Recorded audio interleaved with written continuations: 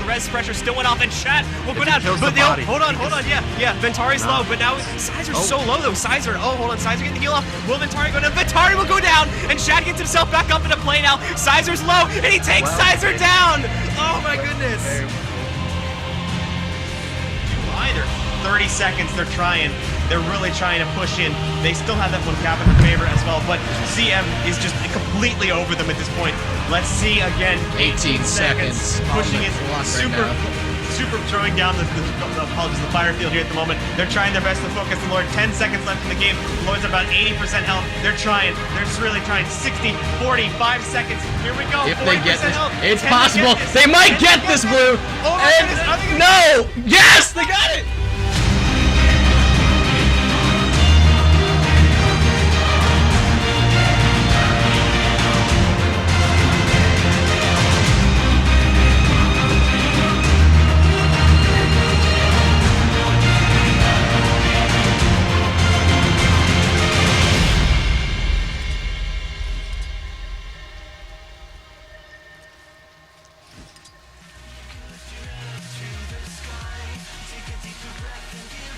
Hey everybody, what is going on? My name is Blue, and welcome to this week's Mistpedia 2v2 tournament here on the North American servers. Apologies for us starting a bit late today. We are trying out a new bracket system / website, so we were just getting that all sorted out, making sure we got all the teams in the right arenas, as this week we had enough teams where we had to split into 2 arenas, and that made things really crazy, especially with us using the new website. But I believe we have 13 teams that did check in and are ready to play today. So we've got PvE Heroes, Barnyard, Eat More Chicken, Give Lucy, The Order of Avalon, Drenched in Baby Oil, Team Radical, and then over on the other server that our other admin is going to be running for us, thanks Oren for jumping in the last minute there, by the way, is going to be No Clue, The Royal Paninis, Kuman in Bulk, Nuclear, as well as Sharks with Lasers and Outplayed by Children will be the other guys that are playing on the lower arena. We still have to work out some of the kinks of that, so there'll be a couple little bumps in the tournament today as we take breaks to kind of figure things out as we go along here in terms of splitting people between the arenas.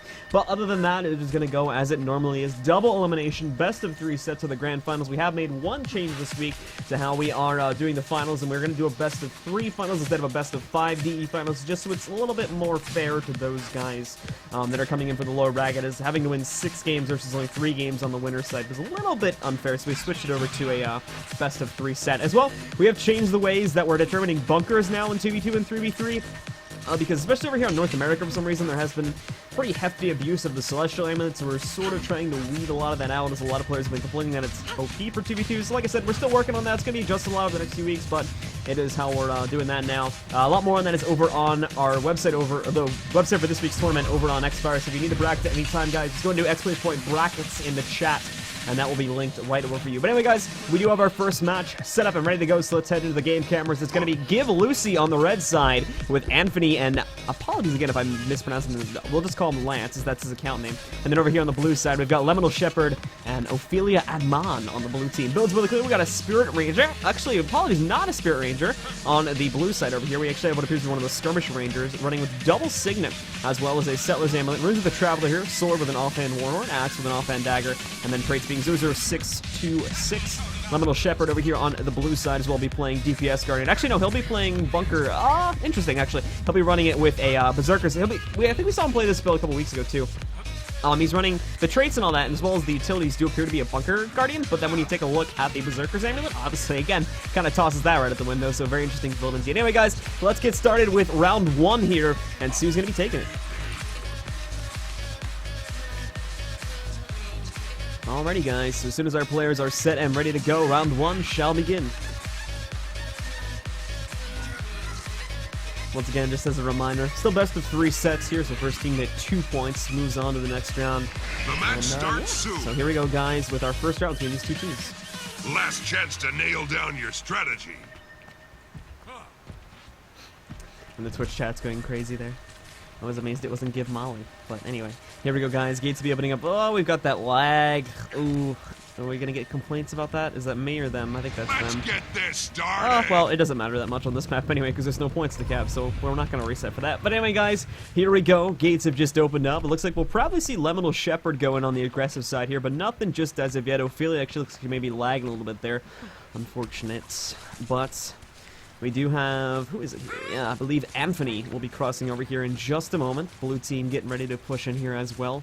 So we do see Lemonal Shepherd getting ready to go in again. He's running that very odd sort of hybridized Guardian build, and the traits and all that would appear to be a normal bunker build, but like I was saying earlier, just you take a look at this stuff over here. You take a look at this amulet, all that, just kind of throws all that right at the windows. It's very, very interesting build there, but a very slow start to the combat here. We saw Lance kind of jumping in over here, going for some damage onto the blue team's ranger, but then got a little bit skittish there and ended up falling back. But now we've got Anthony in the fight here as well. Both of those guys are now diving in. Ophelia actually jumped down into the hole there, so red team gonna switch their focus off over here onto Lemonal Shepherd, and as well we're gonna see Lance once again coming over here onto Lemonal Shepherd. He's gotten very low indeed as well. Renewed focus being channeled off by him, but red team having trouble keeping the pressure on him, as it would seem here. The Thief also getting very low over here as we go over to his point of view to see how he's doing. Gonna be popping off a Bowsy Venom, getting ready to dive in over here. There we go, gets it off onto Lemonal Shepherd. Not gonna take him down, but actually turns it right back around over there onto Lance. But we'll all see Lemonal Shepherd going to the downstate. Banner is actually coming out there from Anthony. Apologies, Banner came out there from,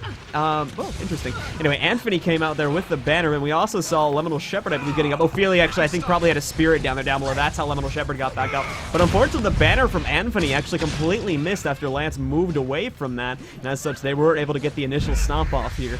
So now, as we can see here at the moment, Anthony, for whatever reason, they're completely botching the Eviscerate, doing it on the pet there instead. So going to completely waste that opportunity. Still manages to take Lemonal Shepherd into the downstate, though. Also, we still have Ophelia into the downstate. Now I'll have Anthony coming in. Not going to be able to connect the stomp, though. Both players on the blue team are still up and alive here as well. And again, Anthony going for the Eviscerate on the pet there still. Not sure why he's doing that, but Anthony looks like his time's going to be expiring here in just a minute. He will be going into the downstate, and now Lemonal Shepherd comes in for the stomp, knocks him out. And with that, guys, our blue team is going to be taking round one, the Order of Avalon. Congrats to them. And then one more game for moving on to the next round, guys. We are going to be back with round two in just a moment, so give us a second, and we'll be coming back to you in just a couple seconds.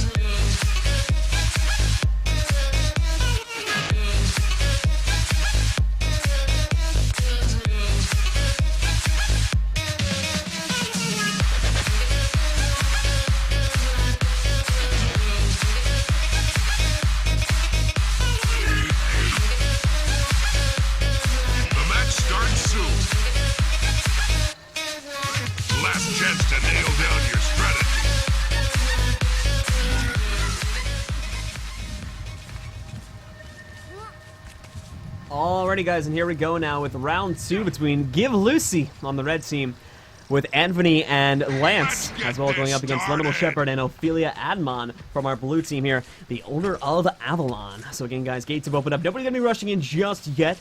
Our team's kind of waiting it out here, waiting for their opportunity to dive in on their opponents, but as we're going to see, probably see blue team make the offensive push here once again, going over to Lemonal Shepherd's point of view here. He's going to be buffing up here with Empower at the moment, getting ready to dive in with that as well. Here he goes into the arena. The Lance there kind of gets run over by the line of warding, unfortunately. Lemonal Shepherd is going to try to retaliate against that now, but they still saw Lance getting past over there. Still going to be trying to focus down Ophelia here, who is the very weirdly built skirmisher ranger here at the moment, running with double signets, but other than that, seems to be support focused here. Unfortunately, he is going to go into the downstate. We'll be seeing Lance come in for a stomp onto him right now. Actually cancels that as well. Not sure if a pet interrupt that. Don't believe that's actually possible. So I believe he elected to interrupt that on his own accord there. And as such, once again, Ophelia will be able to get back up with the res pressure coming in there from Lemonal Shepherd. Now seeing as well, I believe it's Anthony trying to knock out Ophelia, as that still remains the prime target here.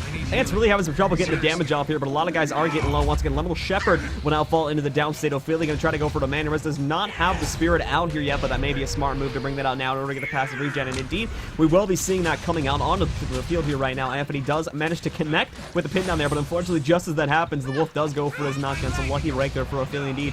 She will be able to stay alive for a little bit longer. Has the healing spring ready, and we'll bring that out here right now as well. But that's still very slow match going on here at the moment. We still see Elemental Shepherd trying to go in there on the Lance, but unfortunately does kind of botch that as well, as we see Lance retaliate immediately, take down Elemental Shepherd, and now we're going to see both the members of the Order of Avalon go down. Both Elemental Shepherd and Ophelia Admon will fall into the downstate here, and now our red team, Give Lucy, are going to be coming back to you, tying this set up at 1-1 and taking us into a third round, guys. We're going to be back in just a second with that round, so stick around for more of the Mistpedia Weekly 2 vs 2 Cup.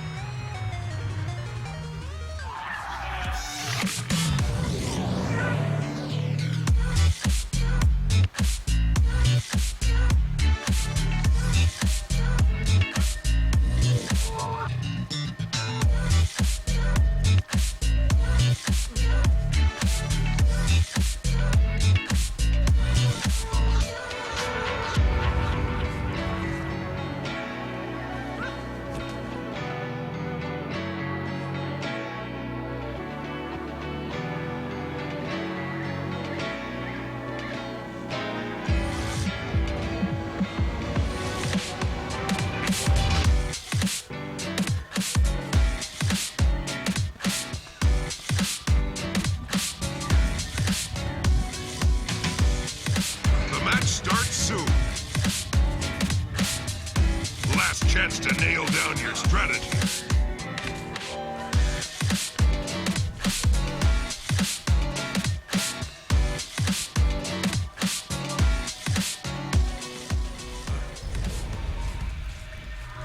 Let's get this started. Alrighty, guys, here we go once again with round 3 here between Give Lucy and the Order of Avalon. We just saw Give Lucy make their comeback there in the second round, coming back versus the blue team here. Now we're going to have to see if blue team can pull it together in the third round, or if red team will have finally found the weakness and will pierce through here in the third round, as well as round 2 here. But again, Elemental Shepherd doing the same exact thing we've seen in the past 2 rounds here. We'll be buffing up his teammates and then diving in their line of warning, being thrown out on the far reach here for defense from his opponents rushing in on there. Does end up going for Lance, but Lance does a nice job getting out of the way there of the chains of, or apologies, of the Zealot's Embrace. I don't really know Hammer ability names. Of the Zealot's Embrace that was coming in there on Jim, so was able to dodge out of that. But that could have been a pretty nasty burst had he have gotten hit by that. Now kind of looping out of here at the moment. Switching our point of view for a second over here on the Lance once again, as we check him out playing with a Sword Dagger Thief here.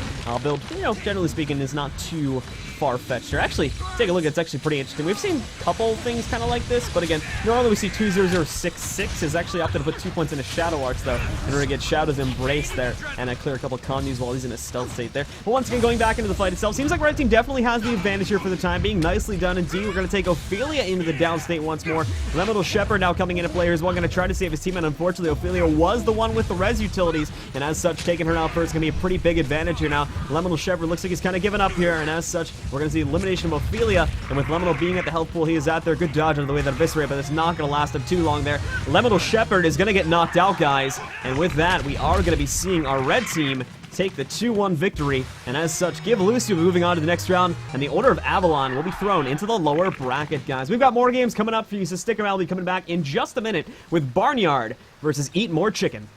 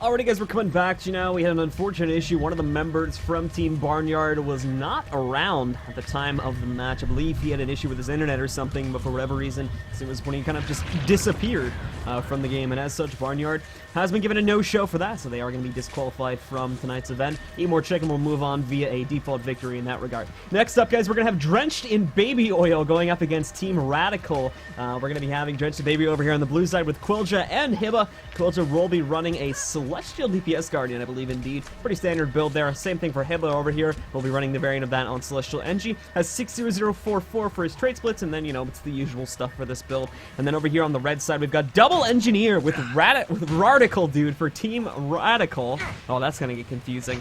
And as well, we're going to be having him, and I believe this is Kizos, correct? Yeah, pretty sure this is Kizos. So Radical, dude, will be running with Celestial Amulet, Runes of Strength. So again, they're pretty much that same NG build we saw Quilja running. And then AK will be playing a little bit more of a Condi focus build. 4604. Interesting trade split though. You get Napalm Specialist. Do not see that all too often with a Carrion Amulet and Runes of Balthazar. So AK definitely being the king of all weird builds here. We'll be playing that tonight. But anyway, guys, enough talk. Let's get started with round 1 of this game.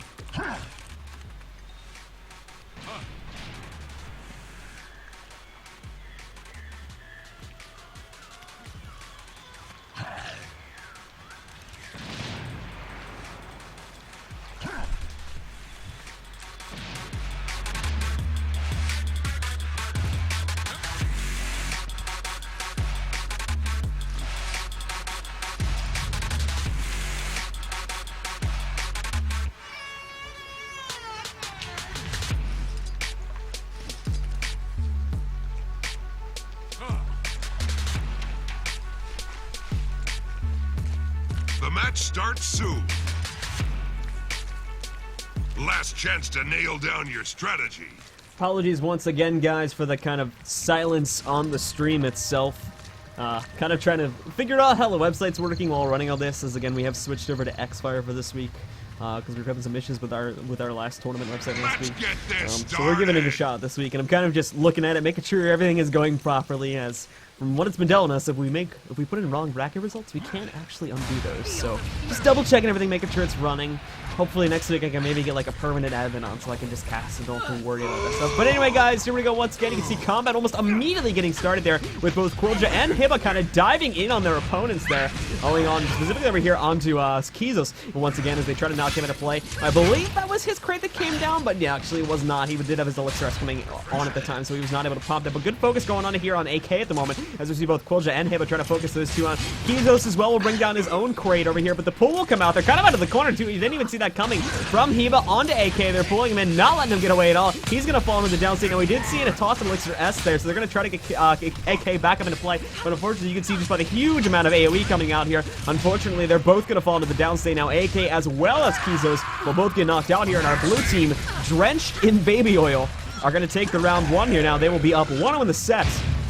And as well, they're going to be just one more game away from moving on to the semifinals of the winner's bracket and dropping Team Radical into the lower bracket, guys. We'll be right back with round 2 as soon as our players are set and ready to go.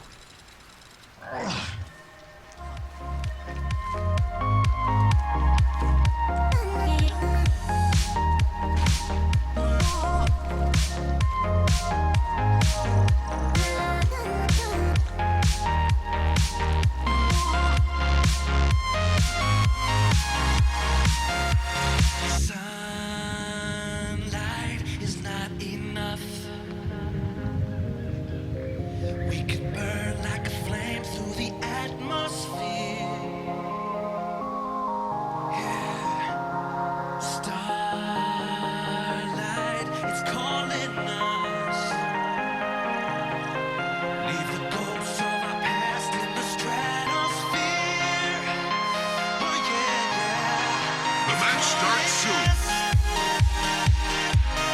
Last chance to nail down your strategy.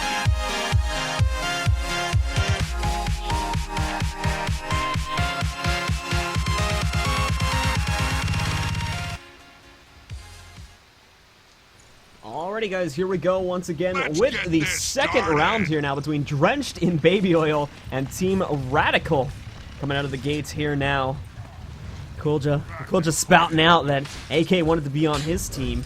And AK saying that some mistakes were made. So a little bit of regret coming in from AK there.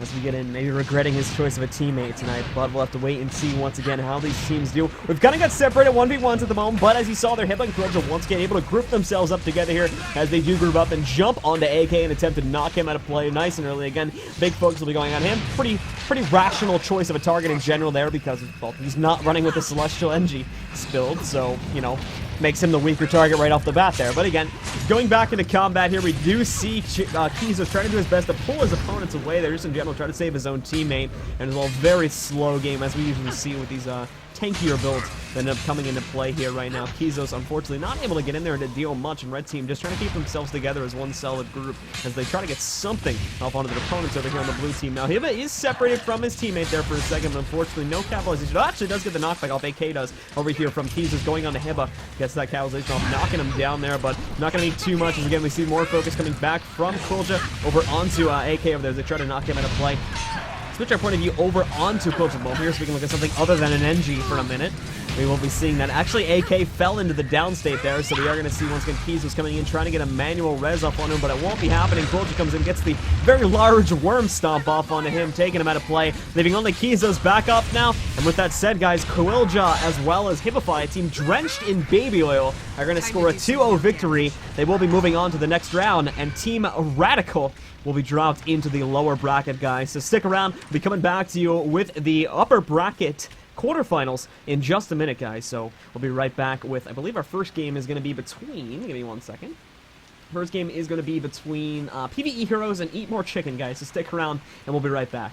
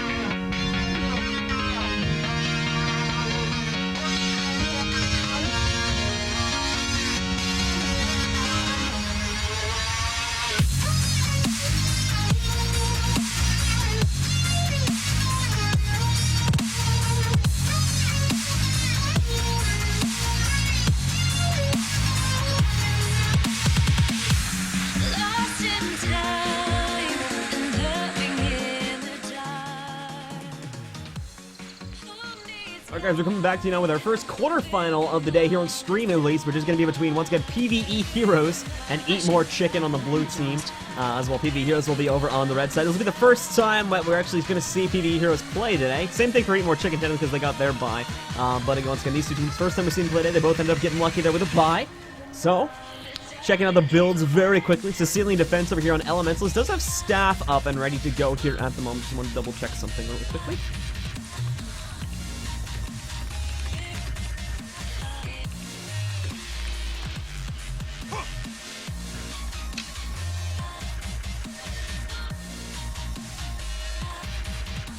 Alright guys, sorry about that. Anyway, Sicilian Defense here, probably going to switch to DD once the game begins. Celestial Amulet as well as a Rune of Strength with traits being 00266, so pretty usual Elementalist build there. And then Tyrone Jackson III here, I'll be running with 66200. Full points into Spite and Curses. Actually don't see that too often. He's not running with the new trait, the 13th trait there either. Actually, what is this build? Very interesting indeed here. Parasitic Contagion and Withering Precision for his major traits here. Once again, we'll be running with a Rabbit Amulet as well as Ruin the Nightmare with a Staff and Scepter Offhand Dagger. Very interesting build to do. Let's see how that plays out. It's actually from Death and Taxes there too, so Shoutouts to them, because I think I saw a couple of them in chat tonight. And then over here on the blue side, we've got Storm, or Valius as this warrior's character name is, running again with a hammer, offhand longbow, Soldier's Amulet with Rune of the Huldreck, and then once again traits being 00626. So again, pretty standard handbow build coming out from these guys, and then Spoon Girl, I believe, will be playing Celestial Energy, yep, Celestial Rifle Energy with Huldreck, and the traits being 60062. So we are good to go. As soon as our players are readied up and set, we shall begin, guys, with the next round. The match starts soon. Refreshing. I feel energized. Last chance to nail down your strategy.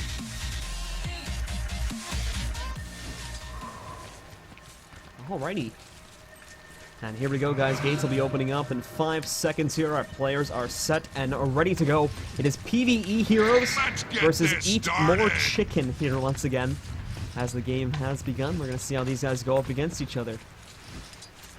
Both players, I think, are actually from Death and Taxes. Oh no, apologies, Sicilian Defenses. But anyway, guys, here we go once again. Spoon Girl going right in over here on the Tyrone Jackson the third. Going to try and knock the Necromancer out of play. Switching over to his point of view, seeing how he's handling it. Is going to go into play here again. A little bit late on the Plague, though, but not so late. Usually we see people, sometimes we see Necromancers, they'll flop Plague like really, really late. Kind of like after like a whole burst rotation had been done, and by that point it would have been just pointless popping it. But they're kind of in the middle of that, so managed to get out of the way, out of a decent amount of damage. Still ends up going down, unfortunately. Valius comes in for the stop there, and it does connect, as we just saw. So once again, congrats to Storm on getting that off, leaving only Sicilian Defense up and alive. He will go down here in just a second as well. And with that, guys, we'll be seeing a quick round one go into the favor of the blue team. Eat More Chicken will now be up 1-0 in the set, and just one short game away from a spot in the winner's bracket semifinals, guys. So stick around, and we'll be coming back to you with round two in just a moment.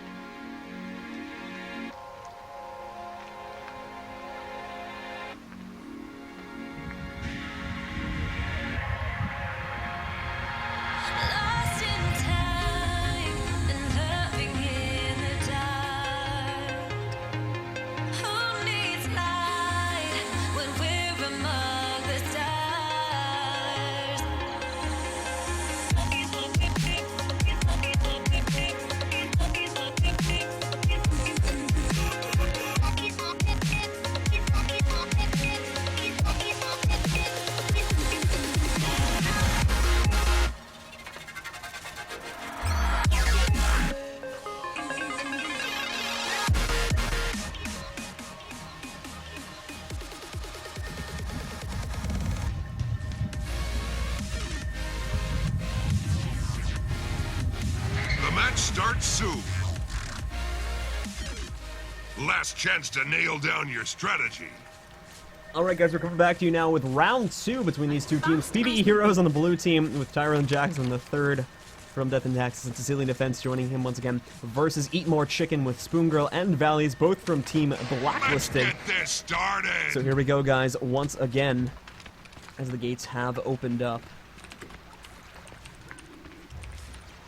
Here I come. Let's see who will be taking the second round. Let me see a clean sweep 2-0 from Eat More Chicken.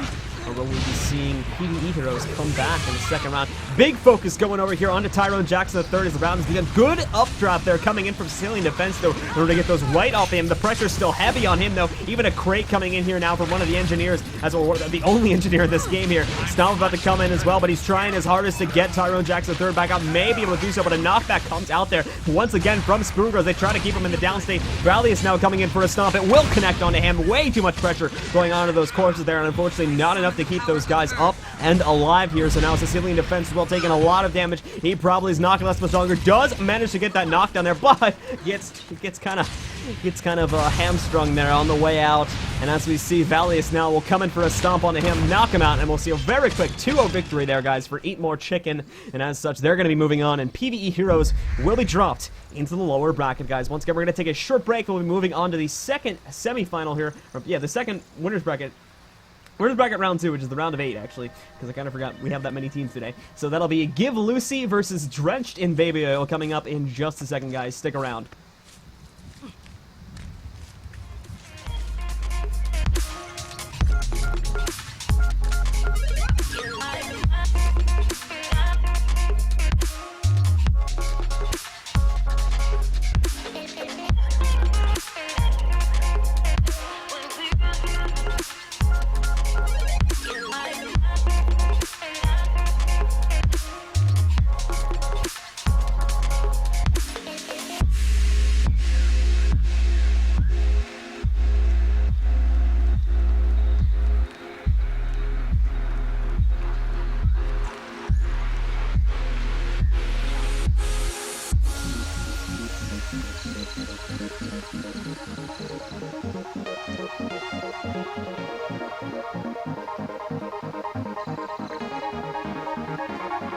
Lost in time and hurting in the dark.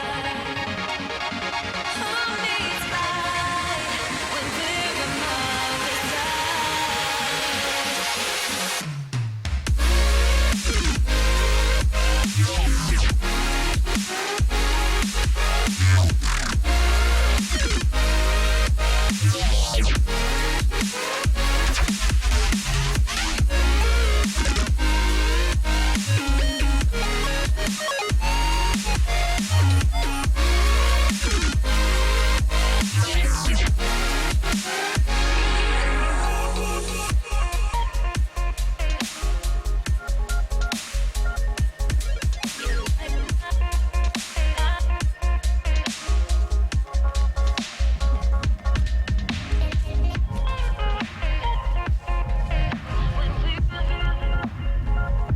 The match starts soon. Last chance to nail down your strategy.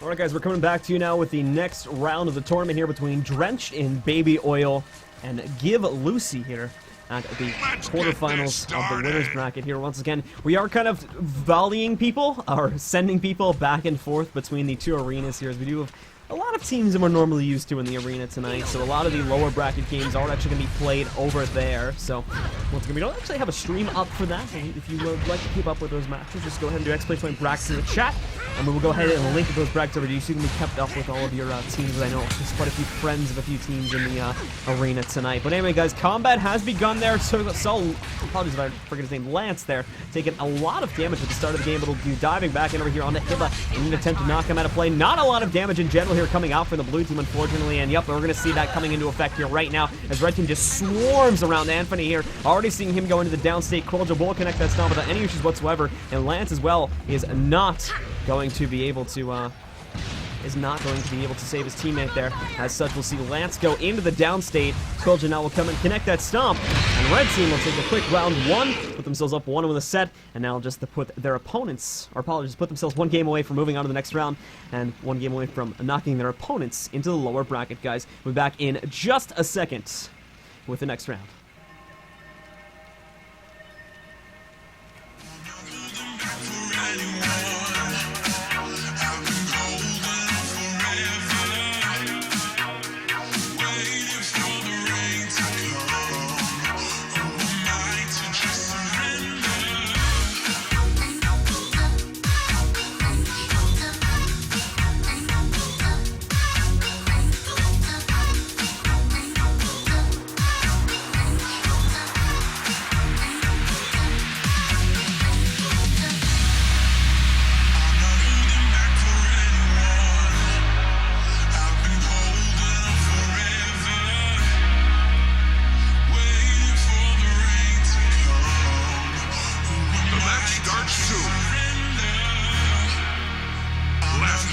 nail down your strategy.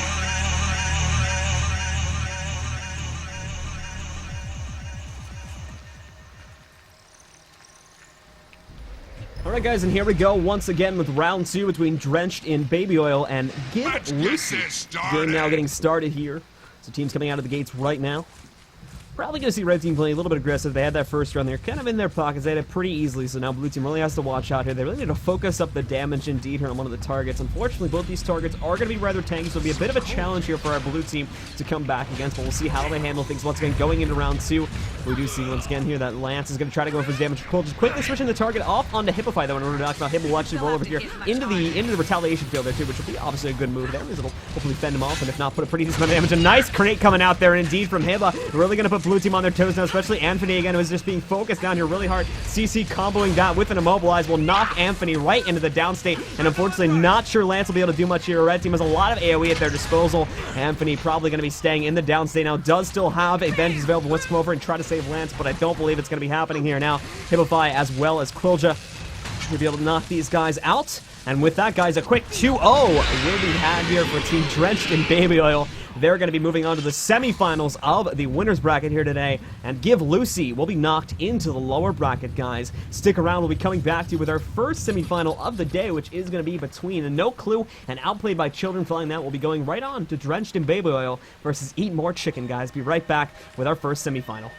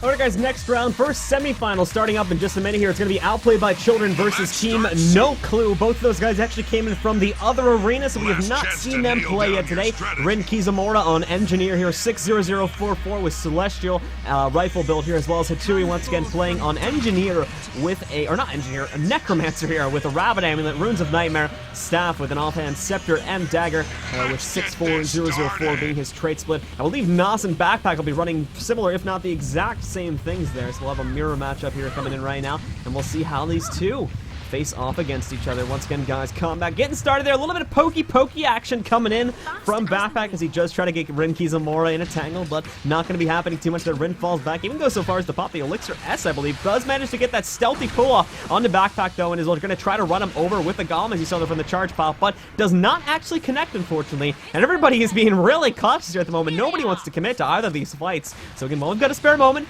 Taking a look at Nos, once again, his build here on the Necromancer. Little bit, actually, I think it is the same thing. Are they both running that? No, so the only difference is coming in players. Satui is opted to go for Doomfire, whereas when we take a look at Nos, his build is a little bit more defensive and focuses more on the Path of Corruption. For this 2v2 scenario, personally, I think Nos's build will do a little bit better, but obviously, once again, we'll have to wait and see. Nos going in here, trying to get damage off on a random. We got that nice Sphere off on him, and that did put him into quite a bit of trouble here. See quite a few Connies rolling onto him at the moment. He's going to have to try and get out of here. Run over these medkits, if at all possible here at the moment. Switching over to his point of view at the moment. See, he's hanging on. Yup, he's going to go for those medkits there. Should buy him a little bit more time, but he really just needs to get out of here. Unfortunately, will not be able to, but he got his toss elixir S down. So he's going to get a couple seconds here to try and scout him out and get him back up. And I think their red team were completely misjudging his position there. Thought he was running up to the sides, but a nice stealth pop. Good job dodging out of the way of the magnet with all the chaos going out of the way there too. So he's going to be able to escape, and now blue team should be able to reset themselves once more and then dive back in just a minute. So again, both teams are hanging back here. They're going to reset themselves, kind of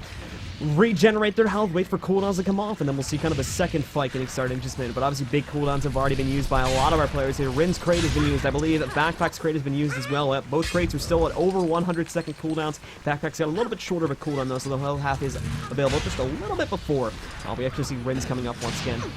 But again, the game getting started here. Again, nobody wanting to commit to either of these fights here. Both players kind of just playing the game of chicken here, waiting for their opponents to jump in. They want to surround them. They want to be able to get the fears off on them, chain them there with Connies, as that's the big focus on both of these teams here at the moment, with how similar builds that these two teams are running here. They're both kind of trying to do the same exact thing, so whoever dives in, generally speaking, will be at a slight disadvantage unless they can get a really good engagement. As we saw their Backpack 2 box the magnet, and again, the crowbar didn't connect because of that, as well as he did. It kind of was banking on the combo to hit, and as such waste the crowbar. But the crowbar is pretty short cooldown. I believe it's like 20-25 seconds, something like that, so you won't be wasting too much there, and we'll have it ready to go again in just a second. So again, we've got a pretty boring game, actually, because again, nobody wants to commit, but we did see frost grenades connecting on the Rin there. That'll probably be the engagement sign. Rin is trying to kite around them, though. He's got to group up with Hatui here. Hatui is kind of on the ledges, but again, red team doesn't want Rin. They want Hatui. They want to knock out the Necromancer. That's the bigger trouble. Good pull coming out there from Rin, though, on Nas, pulling him out of the way there. Getting him out of the way of his teammate there, or getting him out of the way of their opponents as well, but both Hatui and Rin might be in some trouble here. Keep in mind, Hatui still got his pretty decent high health pool here, but without Death Shroud, it's not going to last very long at all. In fact, Rin goes into the downstate first. Now Stomp comes in from Backpack, does connect her, tries just so much to time the pull there, but unfortunately to a unsuccessful result. And now once again, Hatui will be left alive here on the blue side. Won't be able to do much, unfortunately, though, as we still are 1v2 here. He'll be knocked out by those frost grenades there, get taken down. Now Backpack will come in for the finishing blows. And as well, we'll be seeing the red team, outplayed by children, taking round one. They're going to be up 1-1 in the set, and one more game away from a spot in the winner's bracket, grand finals, guys. We still got at least one more round, so we'll be coming back to you with that in just a moment.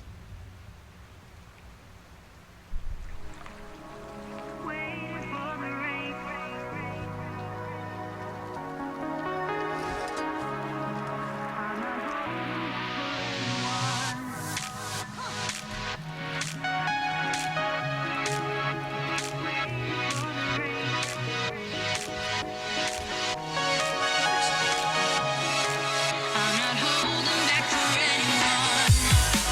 I've been holding on forever, waiting for the rain to come. Who am I to just surrender? I'm not holding back for anyone. I've been holding on forever, waiting for the rain to come. Who am I to just surrender? I'm not holding back for anyone.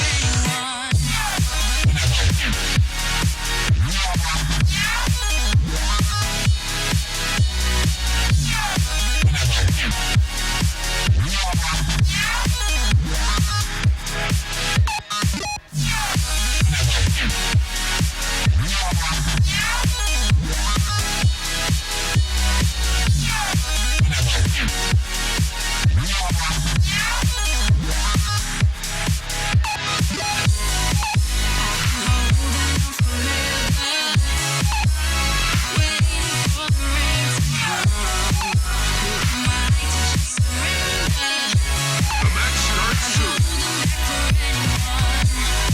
Last chance to nail down your strategy.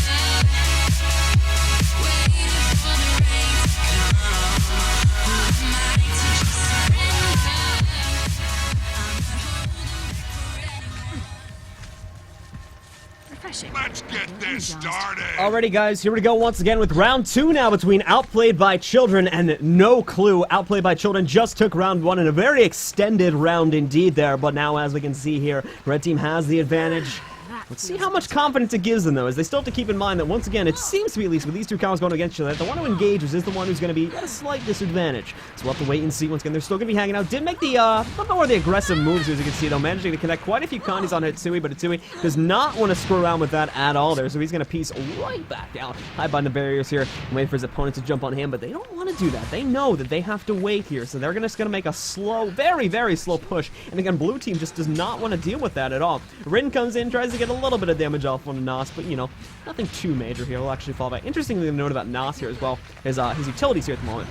Good CC actually going off on both the Tui and Rin there with the charge there coming out from his golem. But once again, going back, he's actually running with Well of Power for a stun break, and then he's also running with, I believe, Corrupt Boon and Signet of Plague Signet actually on this, which again is a rather interesting spread of utilities here coming into play, considering he's still very much so a Condi Necro. But it seems to be working actually pretty darn well here. Coming into play has already actually knocked Rin Kizamura out. Tui under a lot of pressure too, is just completely into his death draw.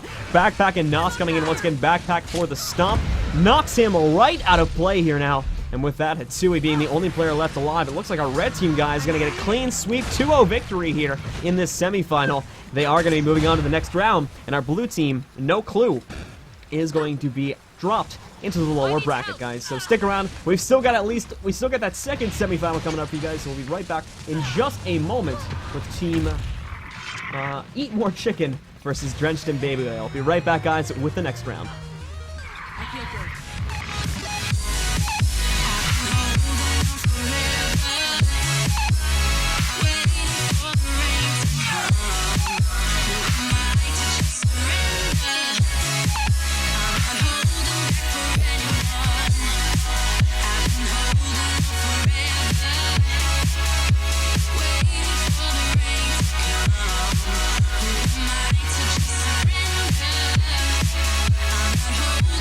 Forever.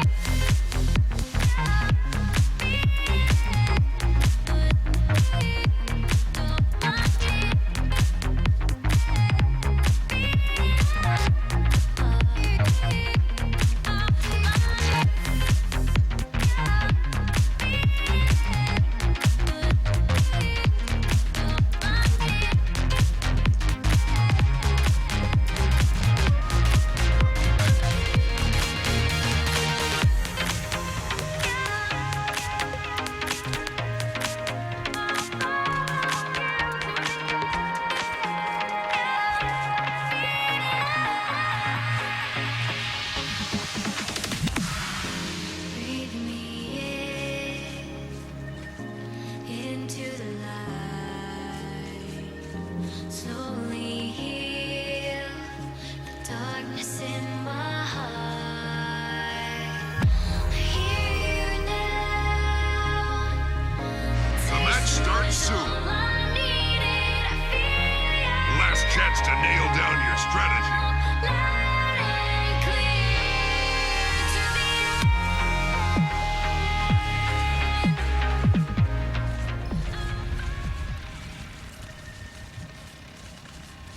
Let's get this started. Alright guys, we're coming back to you now. Again, apologies for the elongated breaks once again. We are kind of getting used to our systems. You're getting our gears rolling and making sure we move.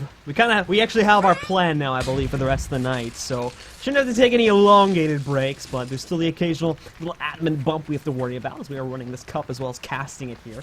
So anyway, game has now begun. Blue team gonna go in there, Hippify and Quilja once again with these double Celestial combo here. Quilja and Hibba both running with Celestial Amulets here, and then over on the red side, once again we got Spoon Girl playing with a little bit more of a traditional engine, at least what we would come to expect from the last one, but already I'm gonna cut away from the builds here for a second. A huge amount of damage coming over here on the Spoon Girl, as we can see. We're also seeing crates coming down into play here, trying to stop the blue team from moving away, trying to stop the blue team from doing anything on the Spoon Girl. She really needs to watch out. And then at the same time, we're also seeing Storm trying to do his best to get something over here onto Quilja, and Hibba pulls going off there onto Spoon Girl once again as they just try to keep her CC, and they're doing a very nice job of that. Spoon Girl already going into the downstate here, but a nice banner comes out there from Storm. They do not see they're coming in from the back there, and as so Spoon will be up once again, but they really need to turn this damage back around over here onto the blue team, or it's going to be a very, very, very quick end to this game indeed here. Spoon Girl once again on the run here, going to look for something to keep herself alive, but she does get knocked over there, and Quilja comes and knocks him into the downstate. No stability here, so can't get her, but a nice block comes out there from Quilja to interrupt Spoon Girl's own interrupt,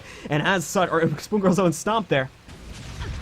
Yeah, Spoon Girl's own interrupt. And as we saw, once again, Spoon Girl will get knocked out. And now Valiant will be the last player alive. When with that, guys, more than likely our red team will be losing this first round. And Drenched in Baby Oil will now be up 1-0 in this set. They're still going to knock out Storm, granted, but I don't think they're going to have any trouble with that whatsoever. There we go. He goes into the downstate. And congratulations indeed to Eat More Chicken. They will, or apologies, congratulations to Drenched in Baby Oil. They will now be up 1-0 in the set. And as such, they will now just be one short game away from a spot in the Winners Bracket Final. Stick around, guys, and round 2 will be coming up in just a moment.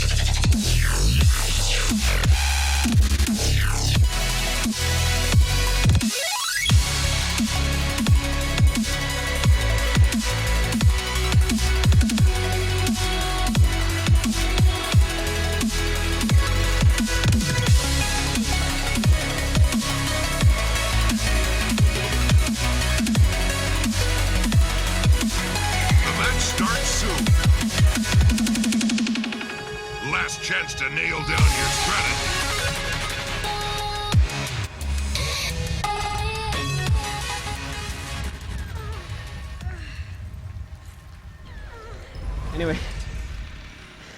Anyway, guys, here we go. Let's get I'm really this hoping no one can hear that. Here we go with round 2 of Eat More Chicken versus Drenched in Baby Oil here. Once again, just saw Drenched in Baby Oil take the first round. of the game. Blue team now once again going to be going in after taking that first game. Going to play the aggressive card here. We'll have to see how well that pays off, though. Not going to see CC going off on a Quilja, and Quilja now kind of hanging out in enemy territory here. Does pull up the triple block that he does get there from his 5th Signet ability. Going to be, well, not Signet, focus ability there, as he does dive in. Does go for damage on the Valius this time. Might try to swap that off on Silver here in a moment, but it does actually look like the focus here is on Hibify as well as Quilja just trying to deal damage on the Valius. So Hibify getting a nice crate off on both those guys, though, really condensing them into one solid area here. Valius, though, getting his Earthshaker off onto Quilja. We'll put these guys onto the fence.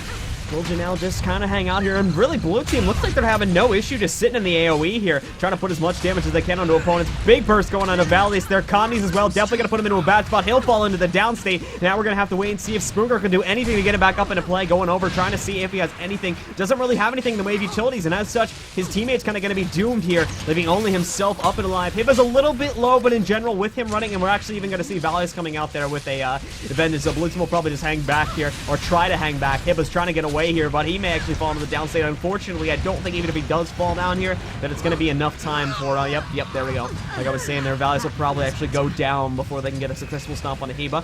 And as such, we did see that happen. We saw Storm going down, and we saw Hiba getting up, and with that, only Spoon Girl being left alive. Our blue team, drenched in baby oil, is now going to take the 2-0 victory, and blue team will now be moving on to the next round. And Eat More Chicken will be dropped into the lower bracket, guys. Stick around. We're going to be having the winners bracket finals coming up in just a second. So we'll be back with Outplayed by Children versus Drenched in Baby Oil. It'll be happening in just a few minutes, guys.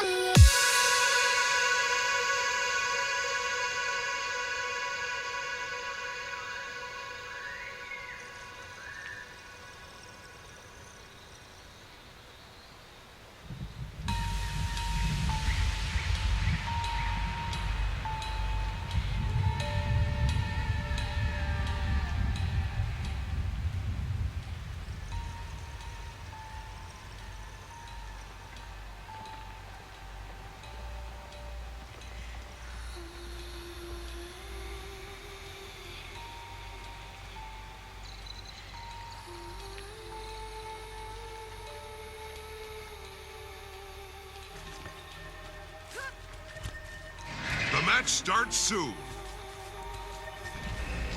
Last chance to nail down your strategy. Alright guys, winners bracket finals coming up for you right now. It's Outplayed by Children versus Drenched in Baby Oil. Keep in mind that the lower bracket games have been going on all this time, guys. So, while we don't actually have those on screen for you, if you are interested in the results of a lot of those matches, go ahead and do exclamation point brackets, and we will link the second, or we will link the brackets for you over on Xfire. You can actually watch the stream over there too if you like live bracket updates while you're watching the stream.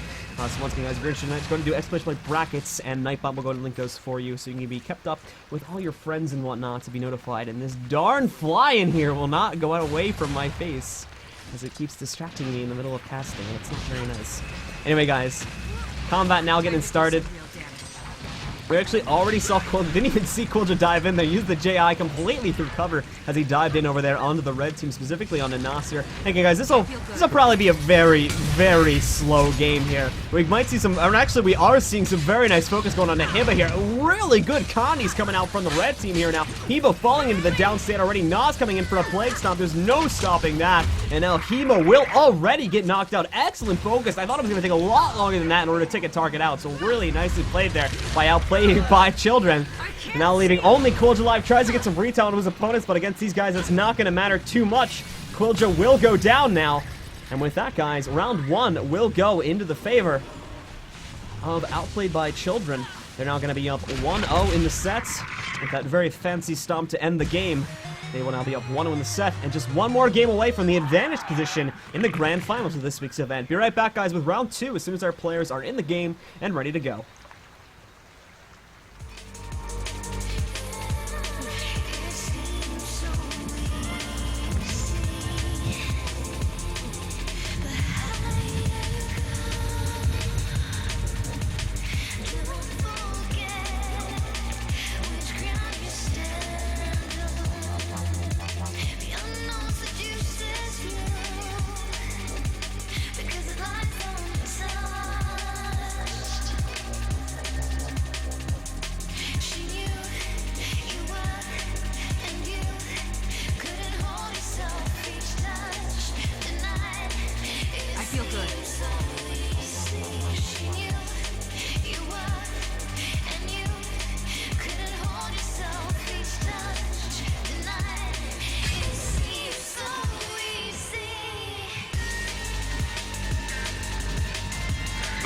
starts soon.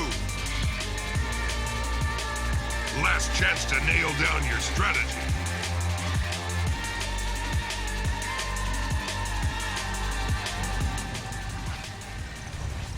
I could outrun a centaur.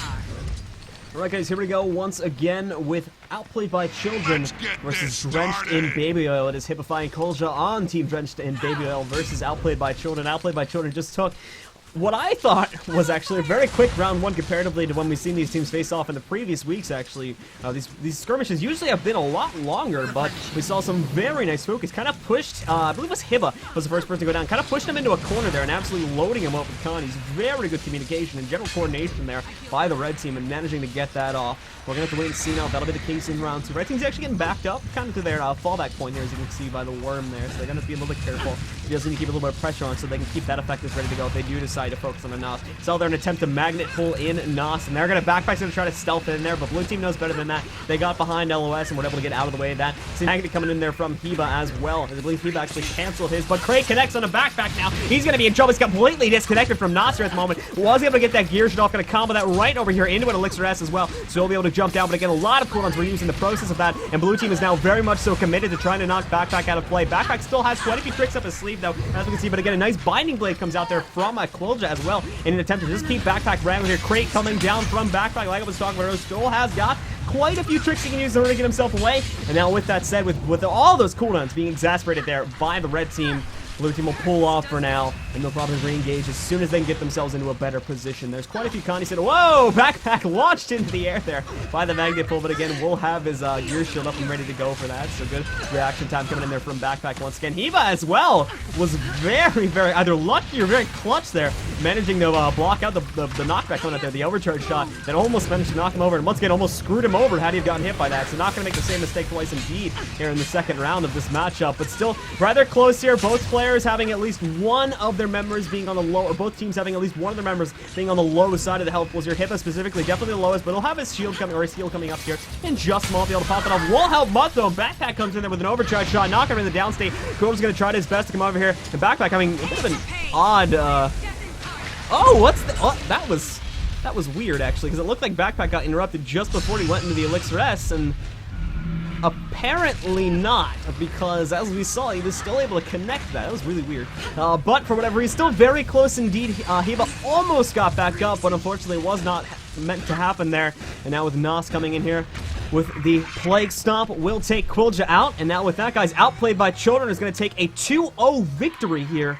They will move on to the winners bracket finals in the advantage position, and Drenched in Baby Oil will be knocked into the lower bracket finals, where they will have one more chance for redemption coming up in just a little bit, guys. So stick around, and we're going to be coming back to you with some of the lower bracket games that Oren has been hosting over in the other arena in just a few minutes. Be right back, guys.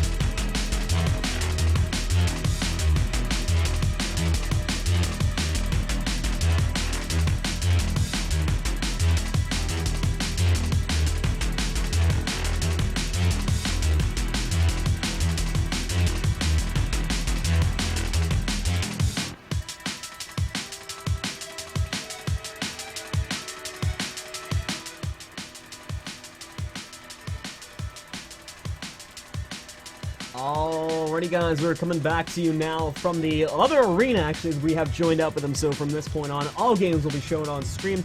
Special thanks once again to Olrun for jumping in here at the last minute to help me out with all the excess number of teams we do have playing in our cup tonight.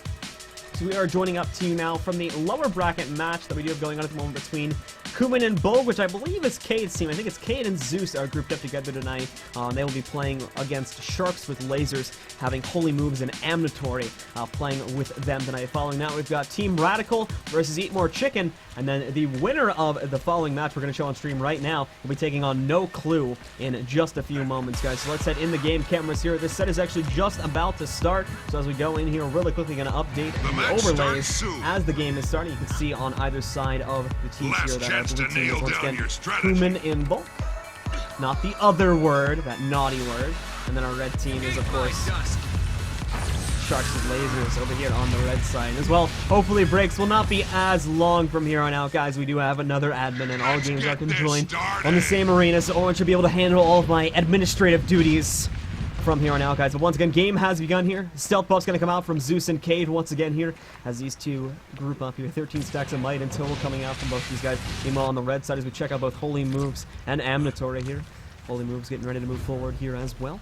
But they're actually hanging out on the north side, going to try to use that bit of terrain to their advantage here, try to psych out their opponent. Zeus does scout them out, though, going to dive in on them, specifically Amnatory going to be his primary target, as once again, obviously, Holy Moves will be a little bit more tankier, still be a little bit on the squishy side, though, as you consider he is running with a DPS Guardian build here at the moment. Still Zerker, Amulet, and everything coming into play there, so we'll obviously have the heavy arbor advantage on his defensive end, but still rather a very squishy individual, so we'll have to see how that all plays out. Sorry for the bush cam, but once again, moving over to Cade's point of view to watch him for a second here. He's kind of hanging out in the back, actually jumped down to the bottom, as you can see here. Got a Binding Blade on him, though. A good pull coming out there from Holy Moves. He saw like Cade is kind of zooped away there, so wanted to get anything he could get onto his opponent there. Still looking at Cade as Amnatory dives onto him. Nice damage coming off from Amnatory. Cade trying his best to get out of the way of this. Does dive into stealth, and once again is going to piece out of here, but he's jumped out of stealth, as you can see here at the moment. Amnatory not having sighting on him, though, as such, Cade should be able to get away from this now and get him away and out of play here. So moving over to Amnatory now, checking him out. Obviously, once again, we're gonna have Zeus suffering from a lot of pressure, but Amnatory actually had to deal with that. Fire elemental there. We're still putting a pretty decent amount of pressure on him there. But a little bit lower, so he's peeled out there for this time. Cade has rejoined the fight now, jumping over here onto Amnatory, trying to knock him out. Cade dives in on the hand. He's gotta watch out for that. Has jumped into that SR, but actually dived out of that on accident. He's got the reveal buff now. He's got to get away from here. Holy Moves as well as taking huge amounts of damage. He's gone into the downstate. Good coordinated burst coming out there once again from Zeus, and Cade will knock him directly out, leaving only Amnatory up and alive. And with that, guys, blue team is gonna score the first round here. They will be up 1-0 in the set, and will now be one short game away from moving on to the next round here of the lower bracket, guys. Stick around. Round 2 is coming up in just a couple seconds.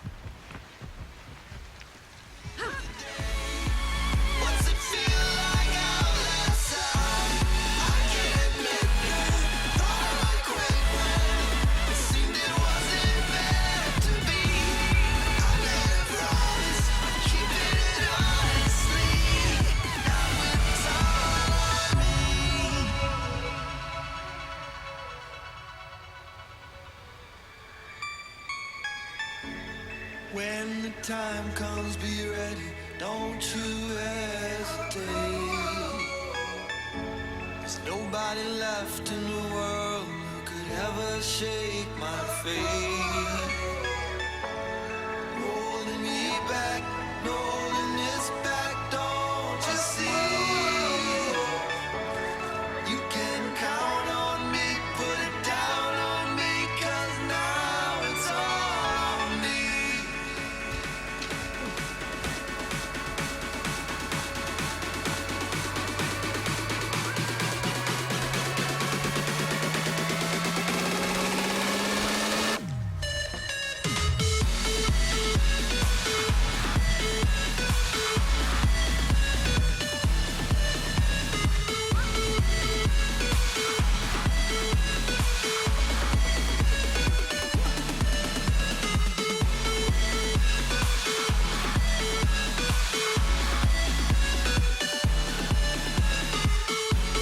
Start soon.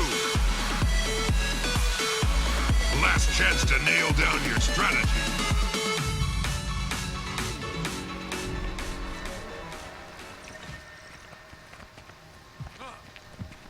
Alright guys, round 2 now between Sharks and Lasers and Kuman and Bulk, with Cade and Zeus on the blue team for Kuman and Bulk. And once again, Holy Moves and Amnatory on the red team. Just saw round 1 go into the favor of the blue team. Map was kind of all over the place there as we saw people jumping left and right. Two Thieves does tend to make that happen. But our red team being a little bit squishier there did allow did allow Zeus to kind of eat up some of the damage there in the round. And again, bought Cade the time he needed to retreat. And as soon as he rejoined, we saw that nice coordinated burst. Actually saw Holy Moves go down there first. Was kind of expecting Amnatory to be the first one to fall down, but he left combat, kind of left his teammate hanging there. And as we saw, he took way too much damage, ended up going in the down state, and there was kind of no saving him there after he had gone down. So now we are seeing Zeus taking quite a bit of damage here as he does press him for that initial burst, but now going to be grouping up with Cade once again as Cade tries to get more damage and actually has successfully gotten damage off over here onto Holy Moves here, as he is going to be popping pretty much everything. As you can see, he's popped everything except for his Virtue of Courage now. And keep in mind too, he's already popped Renewed Focus, so that would have been a second Virtue of Courage pop. Tries to jump through over there with a Flash Evade, unsuccessful, unfortunately there, as he does try to get on the Zeus once again, but they still got the Pirate Bird, I believe, actually putting some pressure on the Zeus, which is a little bit of annoyance. Meanwhile, where is Cade at? Yep, Cade's completely pulled out there. He'll reset combat once again and dive in over here onto Holy Moves, trying to knock him out of play. Will do so successfully as he goes into the downstate. Now Zeus coming in for a stomp on him. They've got an SR, but they're going to go for big deeps here now. As you can see, Cade coming in with cluster bombs. Zeus coming in there with Churning Earth, doing everything they can, but it was not enough. As we did actually see Holy Moves getting himself back up into play, but he needs to get away from this fight now. Amnatory needs to come in here, needs to get something done, needs to do something to pull the blue team away. Nice, you see coming off there on the Cade, but he's taking a bit of a risk on that. There we go, Amnatory now falls into the downstate. Black Powder comes out from Cade as Zeus will now come in and try and knock out a stomp. It will be successful. Amnatory gets knocked out, and now only Holy Moves is up and alive. And unfortunately, I don't believe he's going to be able to 1v2 this one. So with that, guys, Sharks with Lasers is going to be eliminated from the tournament tonight. And Kuman and Bulk will score the 2-0 victory, and they will move on to the next round. Congrats to them, guys. We're going to be taking a short break once again, and when we return, we're going to be coming back to you with our next game here in the lower bracket. It's going to be Team Radical versus Eat More Chicken, and following that, we will be having Kuman and Bulk versus No Clue. Be right back, guys, with the next round. This rose has thorns. Here they are.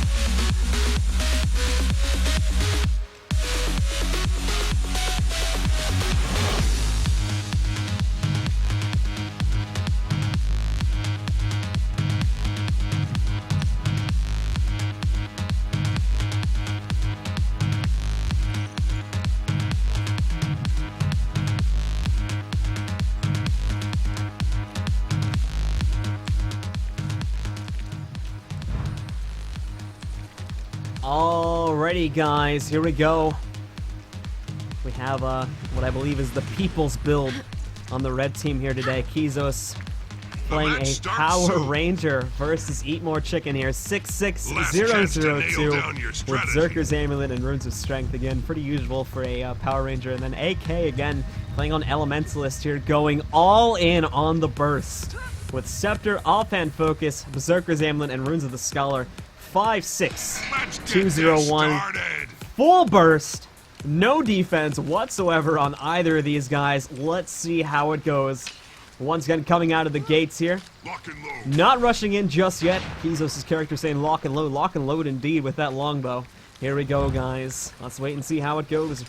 They're either going to do really well, or they're going to melt in less than 2 seconds. Spoon Girl in stealth in position. Instant crate coming out onto them. Kizos pops a stun break in order to get out of that, as does AK. Moving away over here. Both of them chilled. They need to get away from this to re-engage a better position. But look at that burst going off there onto Spoon Girl as well, putting her in a bad spot. We got Swirling Winds coming out here, but here comes Storm once again. Connects the stun over there onto AK in order to try and keep him away. AK in the meantime did pop his invulnerability as he tries to knock out Storm Girl, or as he tries to knock out Spoon Girl. Keep in mind that we do have the Healing Spirit up and ready to go here as well. Good job there dodging out of the way in a mid-heal. Unfortunately, we'll be wasting the cooldown there because of that, though. There's going to be heavily reliant on any water treatment skills he has. 88 health left on AK here. He goes into the downstate. Valley is now coming in for a stomp. But oh no, actually interrupts there on the stomp. We do see, though, that AK still going into the downstate now. Blue team now coming over. Spoon Girl going to try to be the one to knock him out. Poison is all over his corpse here once again. Kizos trying his best to do some damage over here onto the blue team, but it's just not connecting. AK goes down, leaving only Kizos alive. Kizos is in stealth, though. If he can get Spoon Girl here, he may have a slight opportunity, but targeting Storm there for some reason, trying to even out the health pools as it would seem here. Spoon Girl will be able to get her healing turret off once again as Kizos tries to get away on the retreat here once again. As we do see Kizos getting trained down, it does look like that Eat More Chicken is going to be taking round one here. So congratulations to Eat More Chicken once again. Valius and Spoon Girl will now be up 1-0 in a set. Just one more game away from taking this round, eliminating Team Radical from the event and moving themselves on. So once again, guys, we're going to be taking a short break here, and as soon as our teams have rejoined and are ready to go, round two will be coming back in just a moment.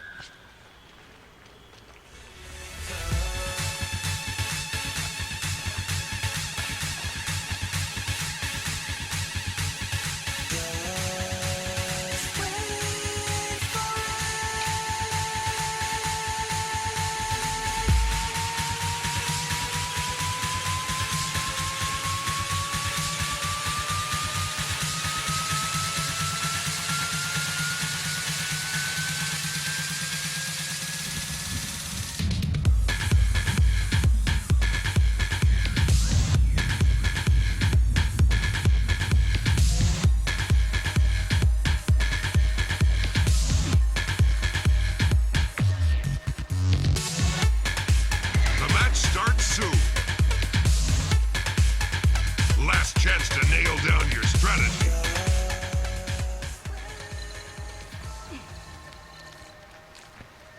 Alright, guys, round two coming to you right now here once again. We've got the full power comp on the red side. Team Radical versus Eat More Chicken again with their builds. We've got Storm running on a pretty typical Hambo build here, 00626 with Soldier's build, as well as Runes of Holbrak here, Longbow and Hammer, and then Spoon Girl coming into play here as well with a Rabbit Amulet, Runes of the Balthazar, Pistol Shield, and the traits again being 60062. They are going to jump into stealth here, so again, Kizos got to be careful as blue team is coming in over here. Does manage to get the range block off, though, attempts to pull in, does connect it there, but nicely done, dodged out of the way that via his utility fallback there, using the lightning reflexes there in order to get out of the way, but now his teammate is also engaged. He's got to be careful here. Does get a knockback on his Spoon Girl. That is AK's opportunity to move in here. Swirling Winds is up as well. They can't use any projectiles onto him as AK is trying to get away here. Once again, Spoon Girl will recover there with a heal, but AK will almost immediately fall to the downstate. Interrupt comes off. That does not actually interrupt the ability now. We are going to see him moving away. Keep in mind, the Spirit can't actually move. Needs to get this res off through Nature's Renewal here. Pops that off. No interrupt coming off onto that. Oh, he just gets back up into play there. Very close indeed. AK now back up in play. Fiery Greatsword is on the field here as well, switching our point of view on the Storm as he does chase AK here at the moment, but AK is long gone there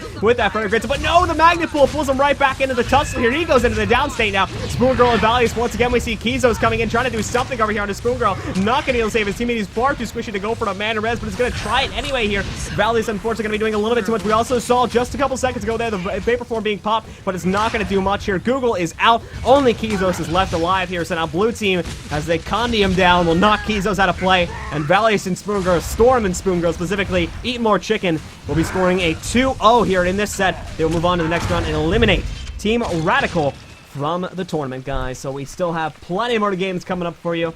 We shall be right back in just a second with Kuman and Bulk versus No Clue. Be right back, guys.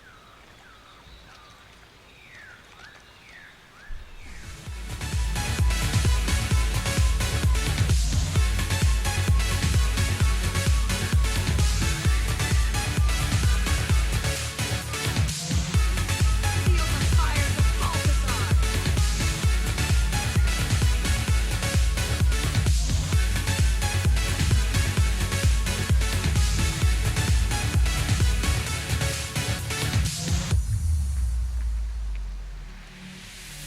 Every time this feeling hits, I gotta stay. Take this moment and get my fix. I gotta wait. My patience ain't that strong, baby. I'll keep this all night long. We'll see. Just don't take life too seriously. Let the feeling come.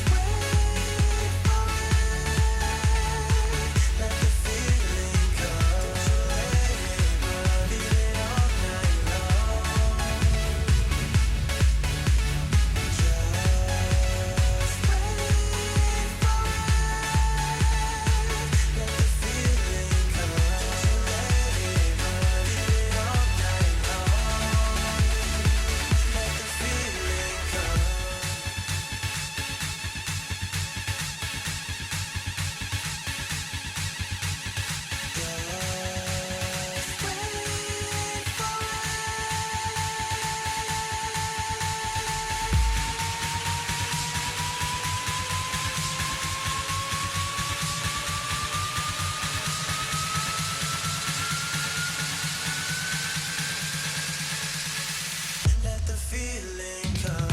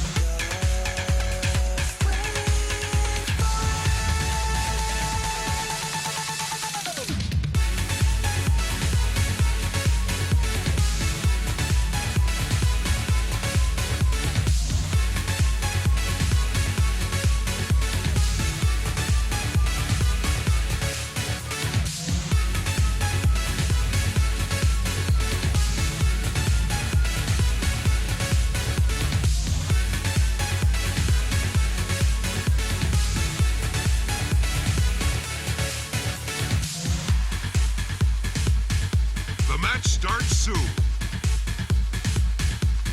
Last chance to nail down your strategy.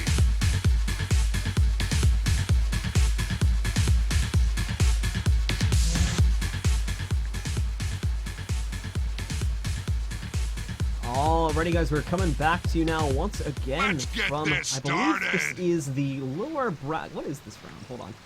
What is this? Lower brackets. This is semifinals, I believe. Or hold on, no. Losers bracket round 4, guys, is what this is here at the moment. We've got Kuman and Bulk on the red team over here with Cade and Zeus. Once again, going up against Team No Clue. Those guys dropped down from the upper bracket a little while ago there. We saw them play. It's Ren Kizamura and Hatui over here on the blue team. So going over to their point of view here at the moment.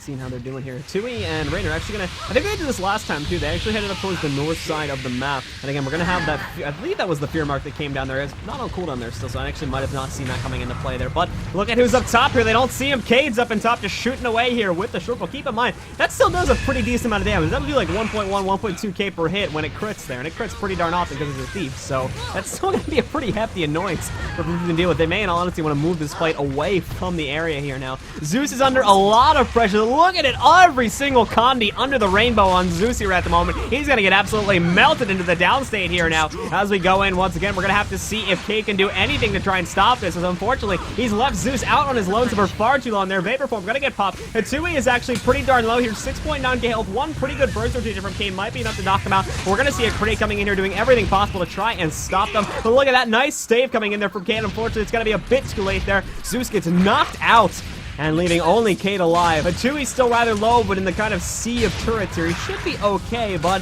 if we've ever seen anyone pull off 1v2s and maybe Kate, but it's not going to be happening here. Way too many Condis going on to him. Hatui may find himself at the downstate. 600 health. Does get knocked out there with that little dagger attack, but unfortunately, as Rin is still plenty alive, Rin is even going to, a little bit of team safety there. We'll go in for the res on Hatsui and then come over to stomp out Kate. Even apologies. We're going to have Rin getting the stomp off there on the Kate. And with that, guys, our blue team, No Clue, will now be up 1-0 in the set.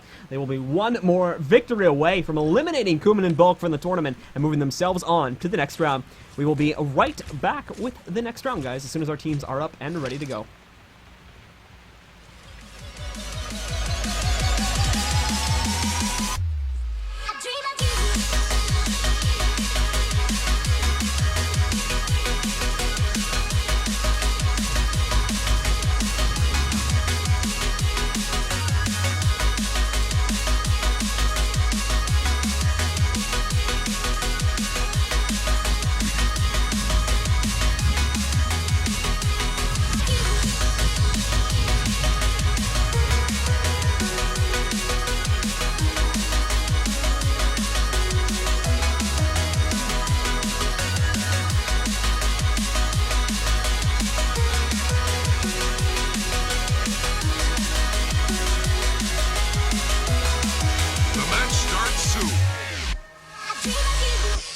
Last chance to nail down your strategy.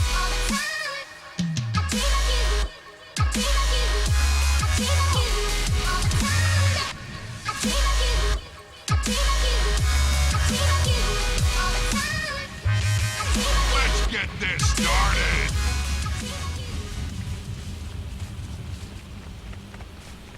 Alrighty, guys, round 2 now of the lower bracket. Round 4 here. Kuman and Bulk versus No Clue. Just saw No Clue take round 1 there, and as you can see, it's already made the difference. Red team going to be playing a lot more cautious this time. Immediate CC coming off over here onto Hatsui, but they managed to get a fear off onto Zeus there as well. So now Cade is the front runner here, but he's looking to come around. Good heal coming off there as well from Rin. Pulls that down and heals up Hatsui, but picks it right up to put it on the short cooldown. But look who's perking up top here. Wait, where did he go? Oh, he's still up top. But they're both... What are they doing? What the hell are they doing? What is this? What is this terrain bullcrap? What is this? This isn't a 2v2, this is a jumping puzzle. What are you doing? Fight each other. Well, we may have a new rule next week. Anyway, going back into the fight.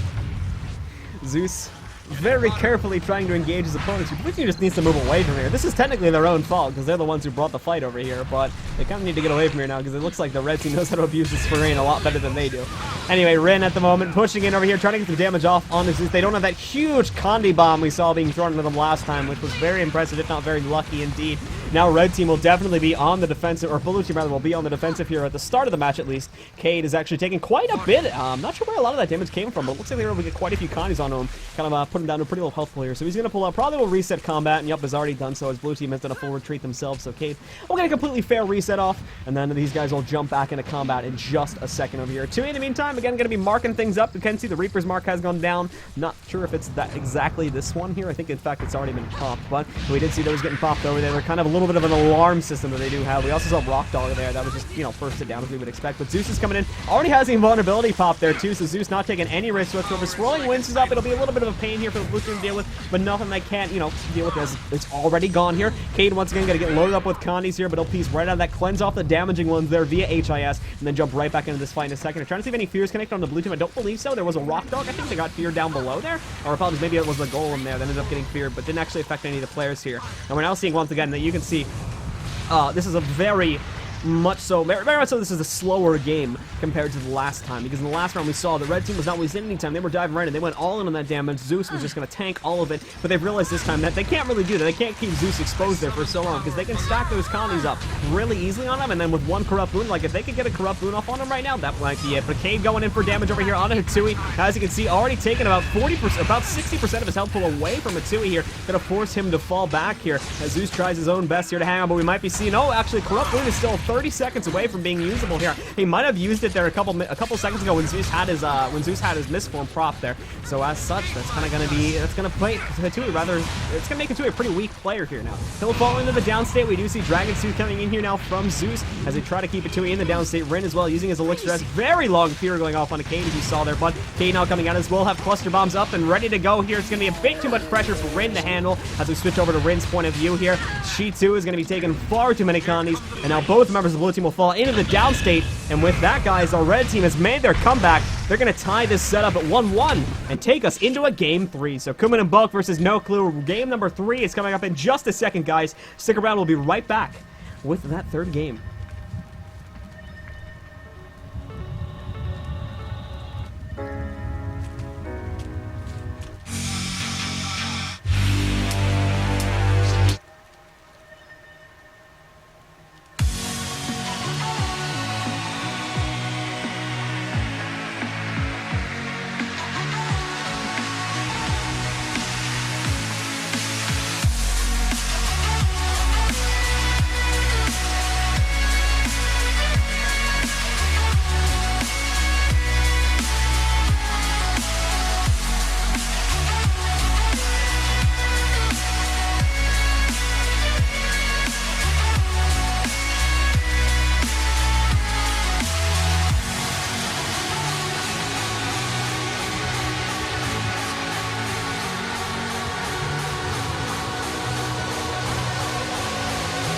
The match starts soon. Last chance to nail down your strategy.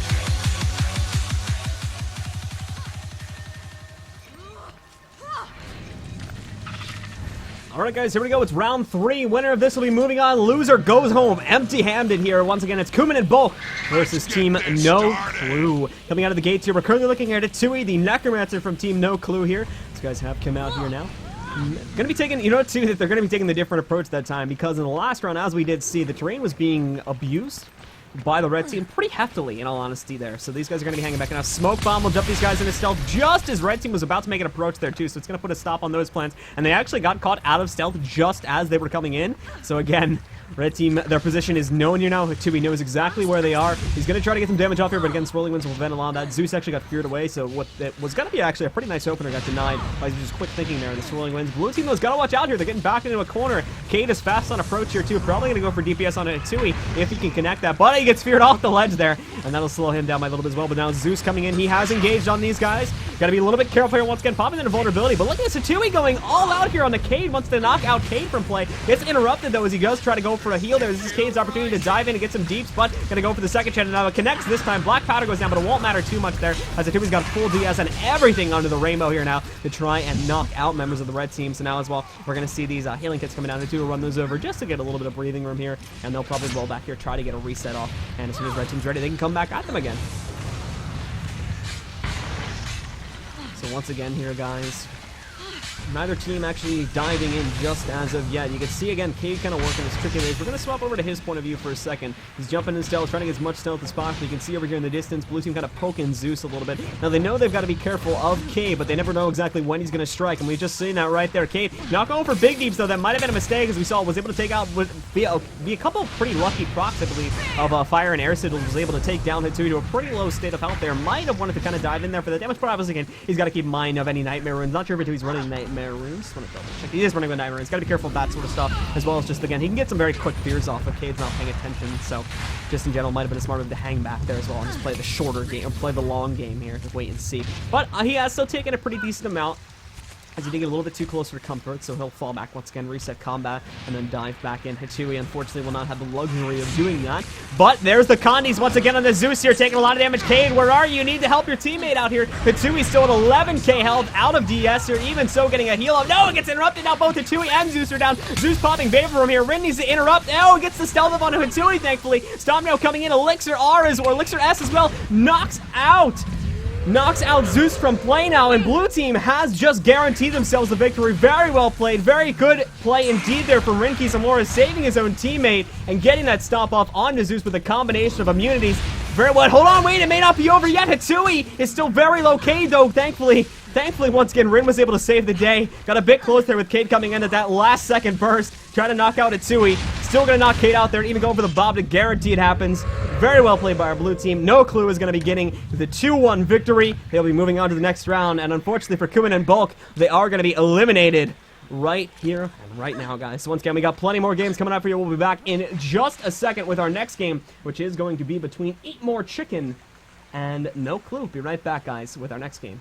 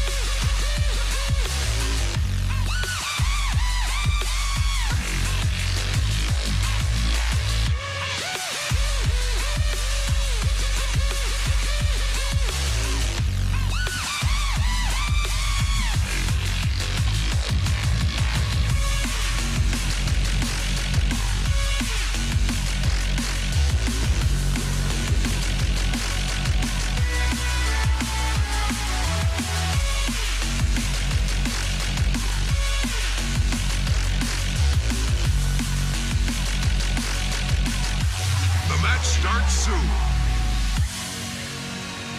Last chance to nail down your strategy.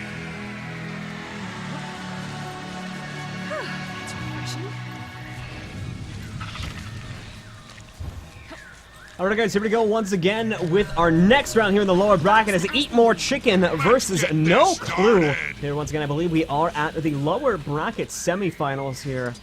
And winner of this will move on to take on Drenched in Baby Oil. Quarterfinals, apologies here for the lower bracket at the moment. Winner is going to take on Drenched in Baby Oil, who lost to Outplayed by Children there in the winners bracket finals. So once again, here we go, guys.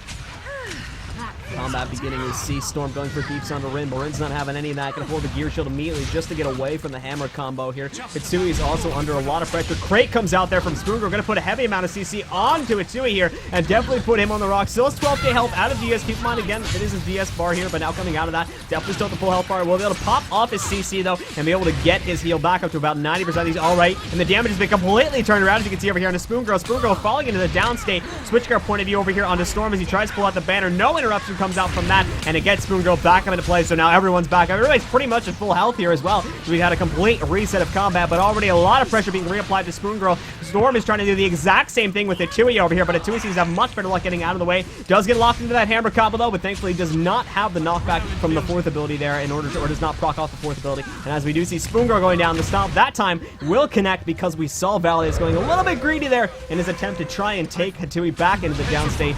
And with that did cost him his teammate, and it's probably going to cost him the round here as well. So his Condies are being kind of thrown onto Storm here now.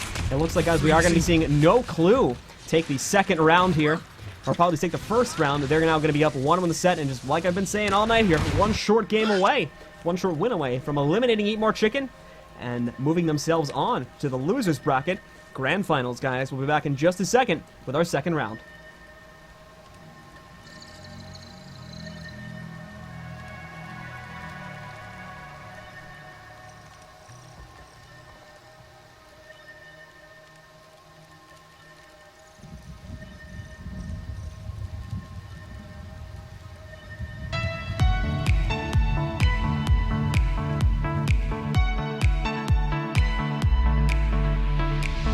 Cold light falling on the ground. Long day, but we won't back down. One thing playing on our minds. Long wait, but we won't give up now. You crave the love I gave, and we'll do it again. The match starts soon. A cold night getting warmer now. Last chance to nail down your Ground strategy. shakes as our love gets loud. Alright, guys, here we go. Round 2 now. If we see No Clue taking this one, they're moving on to take on Covered in Baby Oil here. But actually, I don't think it's covered. It's drenched in baby oil this week, I believe. Or, but again, if we actually do see, well, apologies for stuttering there. Ugh, completely lost my train of thought. But again, if we do see Eat More Chicken winning this game, it's going to be tied up at 1-1 and will take us into a game 3, guys. So here we go. We see a pull coming off there. Stealth pull, actually, but oh, that was actually really... That was pretty freaking awesome from Spoon Girl there. So for those that missed it, we had Rin coming in there with a stealth pull, but Spoon Girl kind of on the way in. I'm not sure if he accidentally caught Storm in the toss elixir S, but for whatever reason there, managed to catch him in that and completely avoid a huge burst coming out from Rin onto Storm. That was really well played by Spoon Girl. If not, very lucky play indeed there, and very fortunate timing on the pull for a minute. But anyway, combat now beginning there. Spoon Girl might have kind of botched an elixir S proc there. I'm not sure if she hit it on accident for whatever reason or not, but kind of ended up popping it there. Was probably expecting some burst to come in there from one of the members of Blue Team, but it just did not come. You're still seeing the Red Team in general has a pretty hefty advantage so far in this matchup. Atui down to a very low state of health, sitting at about 1.1k health, is not even able to get the heal off there. Valley's now coming in with a stomp from Stability as well. We'll take him out. Keep in mind, we still got Spoon Girl at a pretty low state of health with Condies rolling onto him. Not sure Spoon Girl will be able to keep herself up, but thankfully does have the healing turret ready to go there. Will completely wipe those Condies off. And now Spoon Girl should be able to survive the rest of this with Rin Kizamura being the only one left alive, and most members of the Red Team being at least over 50% health here. It looks like these guys have gotten the bag and they've made the comeback. So now I believe we're going to be seeing a tied set at 1-1 here. Still going to knock out Rin, granted, but assuming we do see things going as planned here, our Red Team will now tie the set up, and we'll be going into a round 3 to decide who goes on to the lower bracket finals, guys. Eat More Chicken or Team No Clue. Still have to knock out Rin, though.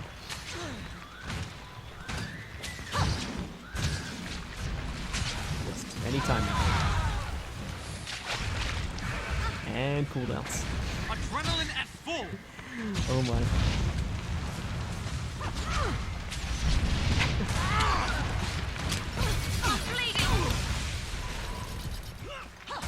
Any moment now. Poisoned. Yep. Figured it was the spill. There we go. Rin goes down, guys. And now the Red Team.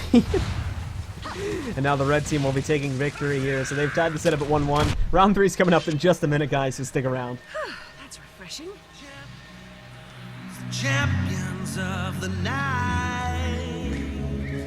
We are the champions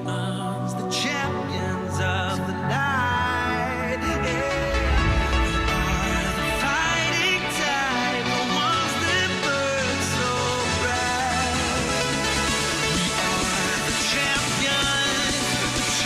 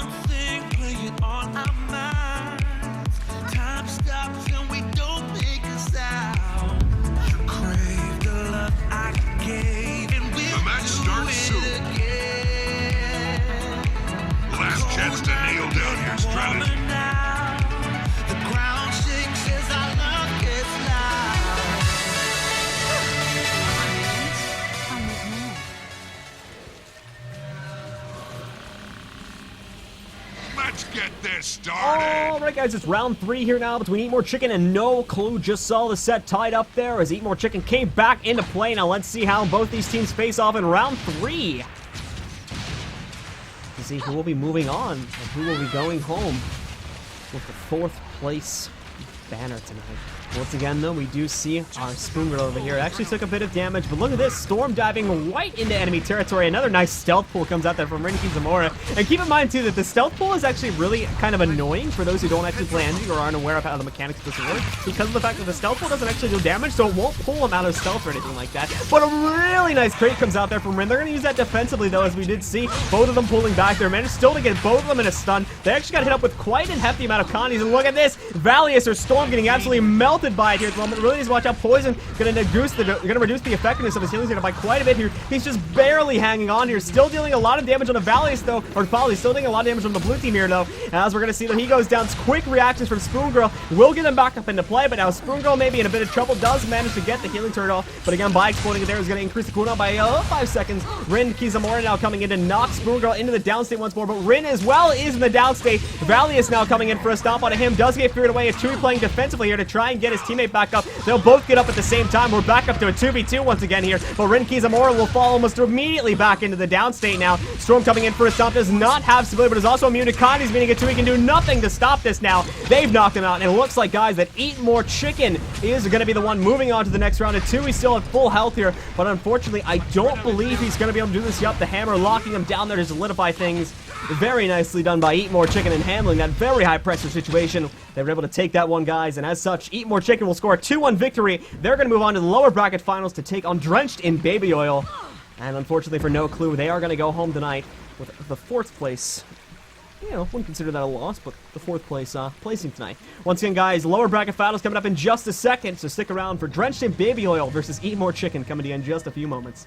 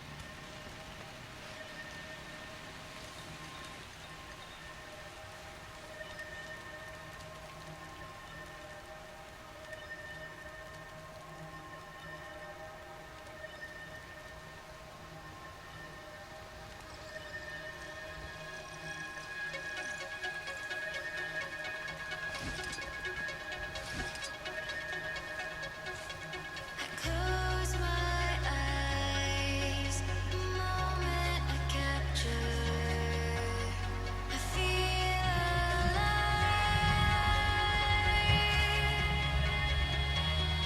So hold on, I'll never surrender, and I'll love strong. This is forever.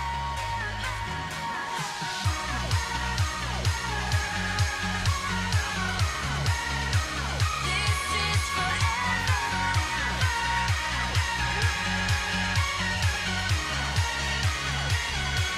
The match starts soon. Hold on, Last chance to nail down your strategy.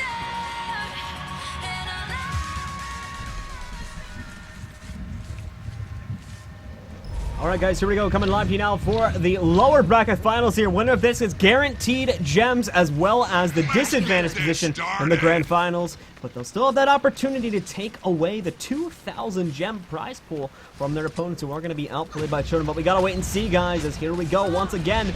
Blue team playing extremely aggressively to actually counter what was the very aggressive opener here from the red team. Well, they went right across, but Hippify looping right back around onto those guys there.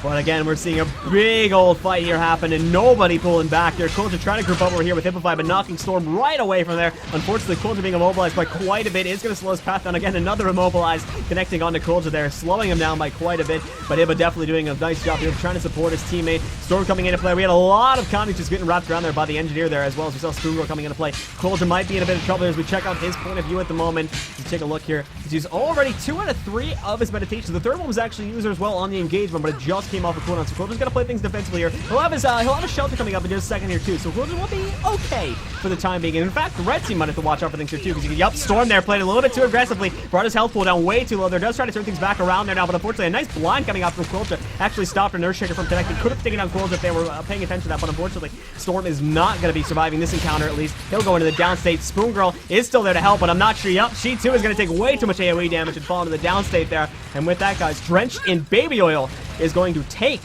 game 1 here now. They will be up 1-0 in the set and just 1 short victory away from a spot in the lower bracket finals, guys. We will be right back in just a moment here with game 2 of the lower bracket final.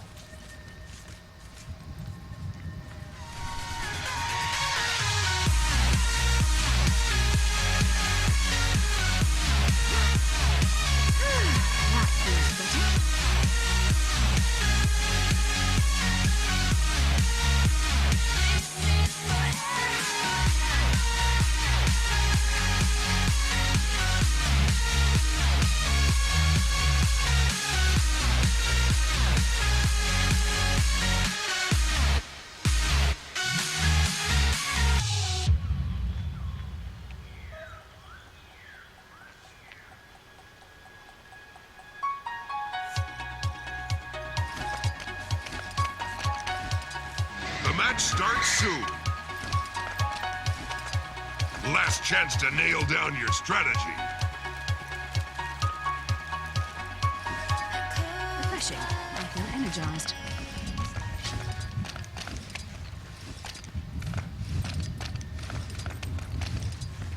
Let's get this started. And here we go, guys. Round 2 once again here. Winner of this may end up being Drenched in Baby Oil, and keep in mind if it's them, they've got that guaranteed gem placement as well as the rematch versus outplayed by a Shurma. Look at this, Quilja diving in behind. The red team didn't even see Quilja coming into play over there. Got the binding blade off onto both of them. Hibba taking a lot of damage though, as red team needs to be a little bit too careful. This Hibba though, once again, able to use Gear Shield, trying to get out of here. Has his heal up and ready to go. We'll pop that off, breaking the 20-second cooldown option by popping it off, getting a little bit of an extra heal. Also going to pull in the crate here as well, immediately turning the fight back right over there on his Spoongirl, but Storm dives in here as well, gets an Earthshaker off onto Hibba, once again turning the fight around once more. But look at this guy, Spoongirl still very low here indeed. Her Gear Shield going to be popped here, but will Hibba, oh no, Hibba goes down there first, Spoongirl down as well. Quilter, nice banner comes out there once again from Storm, but as well they're going to try to come in and get a res up over here on the Hibbify. Nice Earthshaker coming out of nowhere there from Storm in an attempt to stop the res. They may have just done so, but as well Booby Trap comes out there. No attempt to manually res from Quilter just as of yet, though wants to try and take someone down due to DPS. Once again we have Storm over here going for a stomp on a Hibba. May not even need to stomp him out, but there we go, guys. Hibba is out.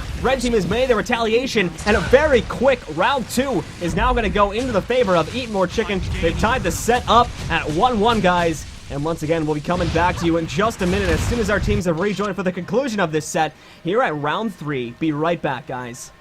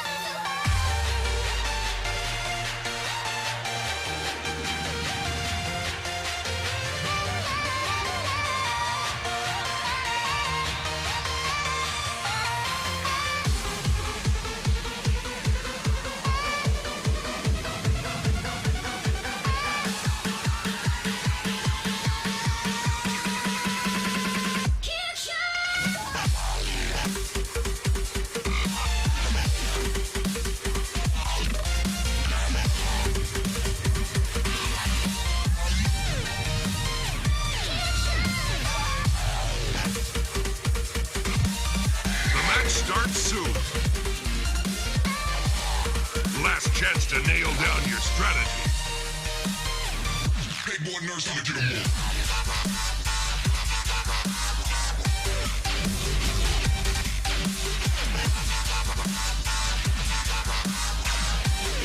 Let's get this started.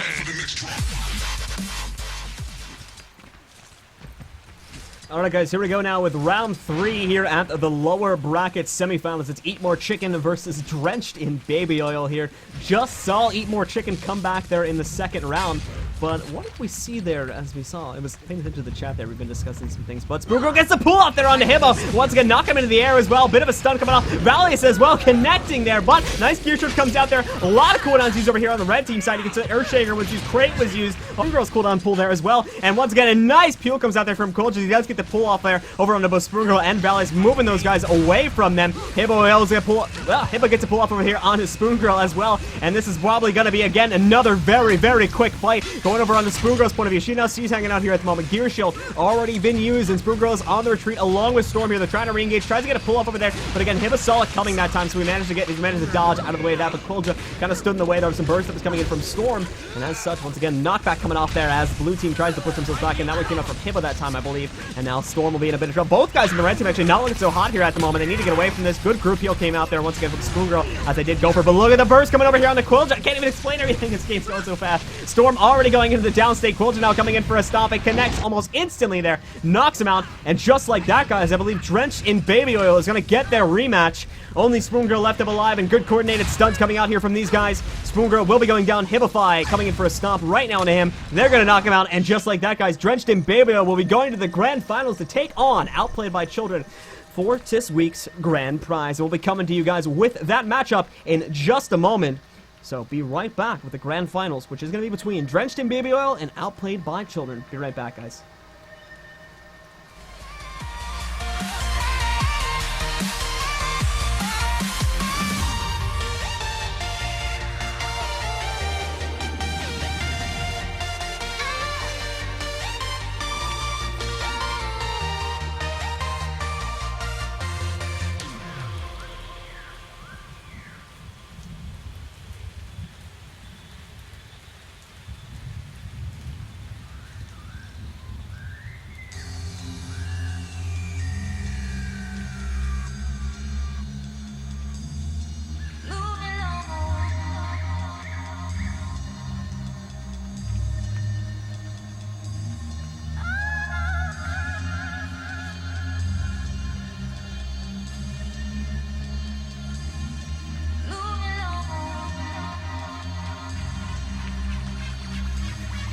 I feel good.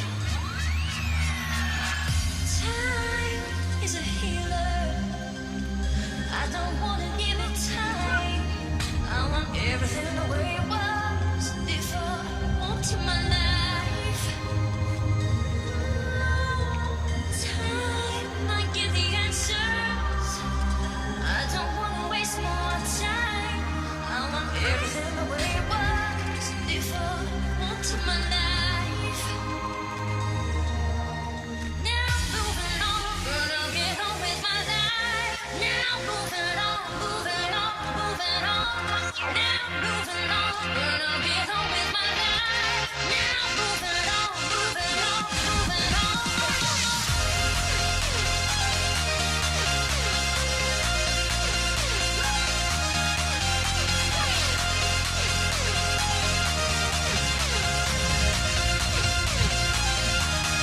The match starts soon. Last chance to nail down your strategy.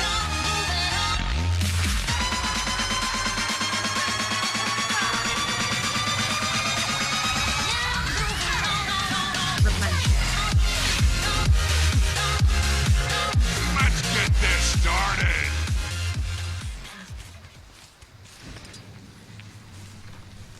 Alrighty guys, here we go. It is Drenched in Baby Oil versus Outplayed by Children here at the grand finals. Just as a reminder, we usually have been doing best of, we usually have been doing best of 5 double elimination sets, but this week it actually is going to be a best of 3 double elimination sets. Again, best of 5 DE has been a little bit too tough.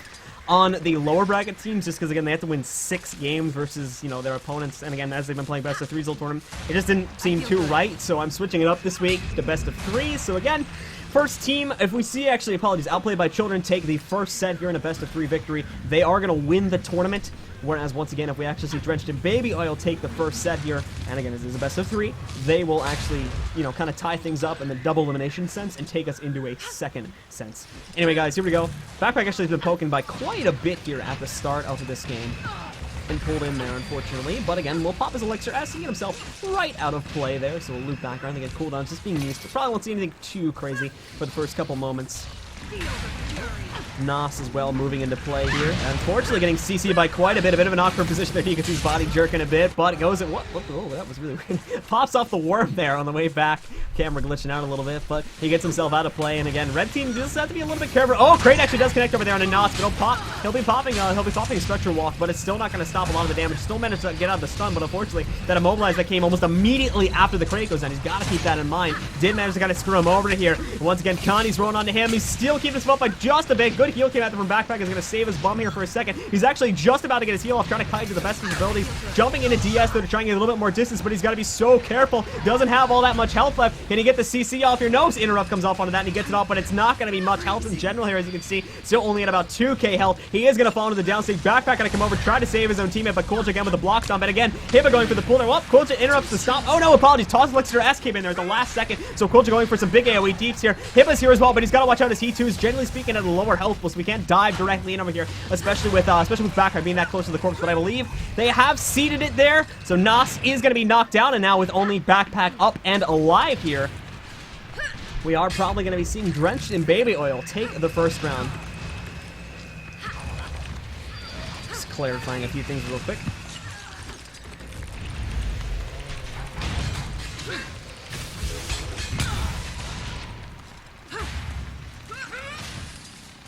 Alright, so once again, like I said, Backpack just waiting for him to get knocked out. Sand on the poison there. He will be going down, and our blue team is going to take a 1-up.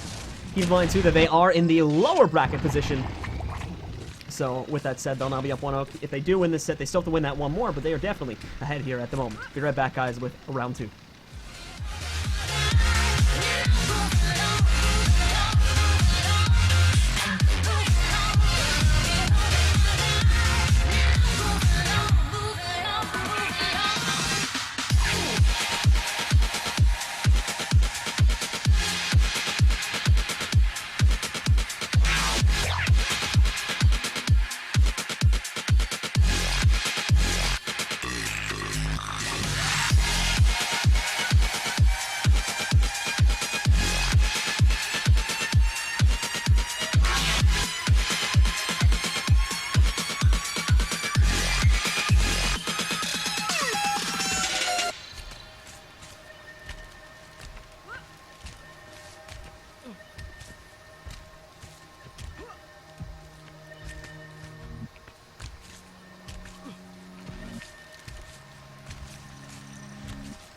The match starts soon.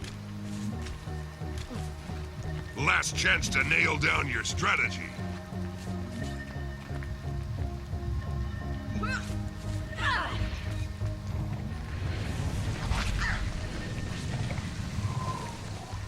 Alright, guys, we are back now once again. It is Outplayed by Children versus Drenched in Baby Oil. Drenched in Baby Oil, keep in mind, they're coming up from the lower bracket here at the moment. As such, they are going to have to win 2 sets in order to win this one, but honestly, with them being ahead, will be a pretty big mental advantage for them going into play. We actually did see Kulja getting a little bit of damage off on a Backpack. We'll put him into combat speed there. Not going to be too much, but still there's something to note there. We see Hibba as well, just kind of trying to get these guys a little bit more engaged into things here. Hibba as well. Kind of wasting the poison grenades there, unfortunately, too, but they're not on too big of a point. I believe 25 seconds? Yeah, 25 seconds there on poison nades, so not going to be wasting too much there. We'll probably have that ready, and honestly, by the time Red Team engages, as they're seeming to be hanging back a little bit here. Nos and Hibba once again being over, or not Hibba, Nos and Backpack being the ones over here on Outplayed by Children. Just a reminder, the rosters real quick. And then Hibba and Kulja being the ones for blue team here, Drenched in Baby Oil.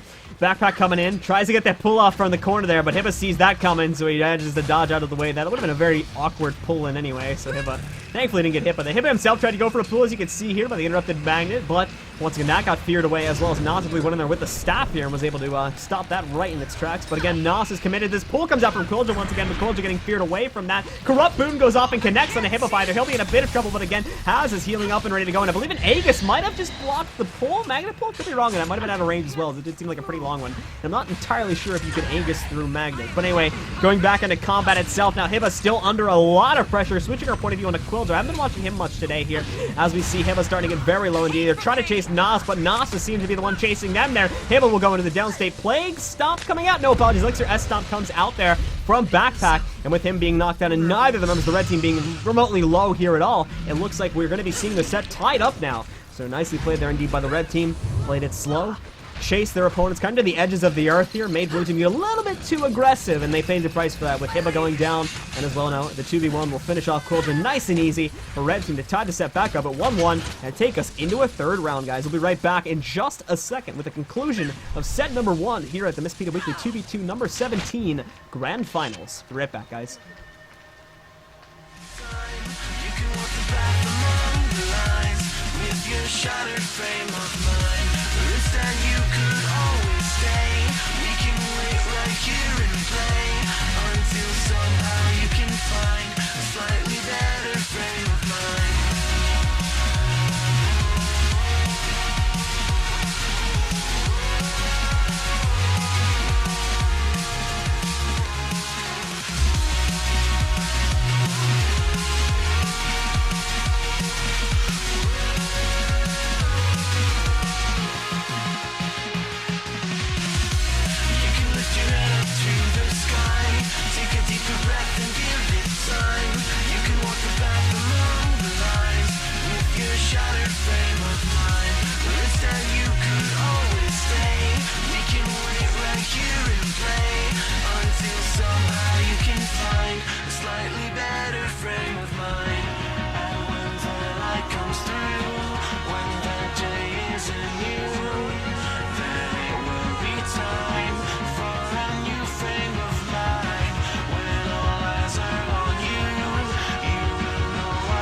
Start soon.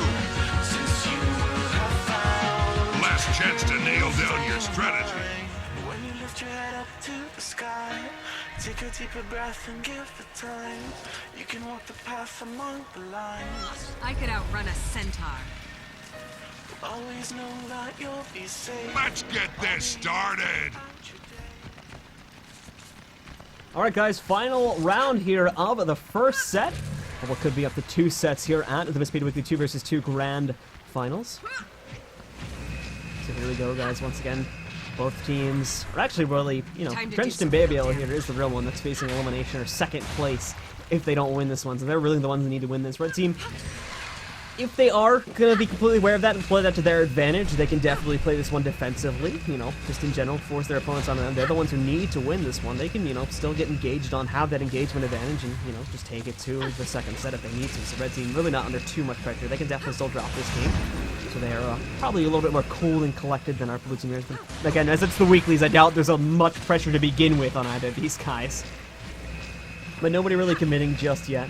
We did see frost grenades and a couple others used there by both of our teams here at the moment. Close running through. We're going to get hit by a couple of marks that we're seeing Nos throw down from the pretty much the farthest way he could possibly be throwing these out. So both these guys just kind of having a shooting gallery at the moment, waiting for either one to commit, waiting for either one to do something here. I'm going to get a pull off, something.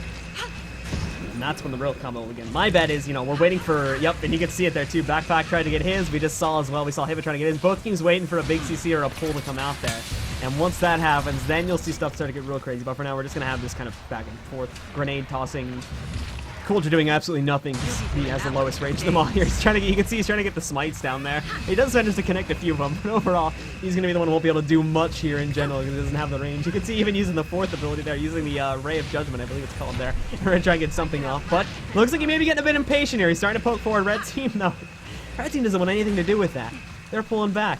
They don't want this. Nos hanging in a corner. That could actually be really good for blue team if they went on, but yeah, he's moved away from it now. He's got that worm sitting there too. And this is actually good for blue team, as you can see here again. If they damage the worm out and DPS are completely down before Nos gets to use it, they'll obviously going to eliminate one of those pretty much guaranteed evacuations that Nos has available to himself here at the moment. And we did see them jumping in over there into Hibba, but at the same time, Quilja is also going to be going for Nos. Now, Nos still has... No, actually, the worm's been killed there, so he's not going to have the available. But as I believe he jumped into Plague, or did he jump into DS? No, he's jumping into DS over there on Nos' side, going over to his point of view just to watch, see how he's handling things here at the moment. Both Hibba and Quilja are going to try to chase him here. We did see the crate coming down there from Hibba, but he canceled it himself as they did kind of go out of range. There's a good quick thinking there by Hibba, interrupting his own abilities, just make sure he saves his coolness when he really does need them. May actually need it for himself here in just a second if he's not playing carefully.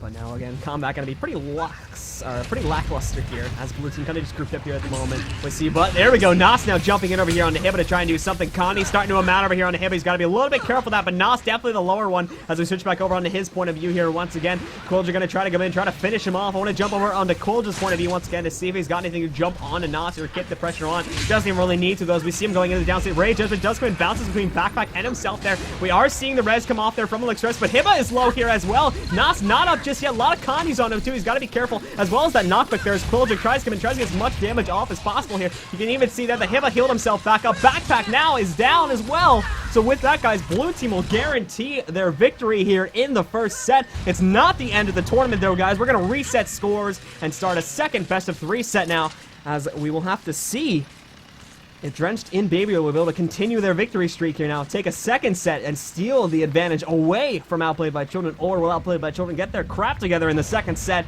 and win that one to take first place, guys. Coming up to you in just a minute, we're going to be having the second set between Outplayed by Children and Drenched in Baby. So stick around, guys. We reset the scores and get ready to go for our second set. Be right back.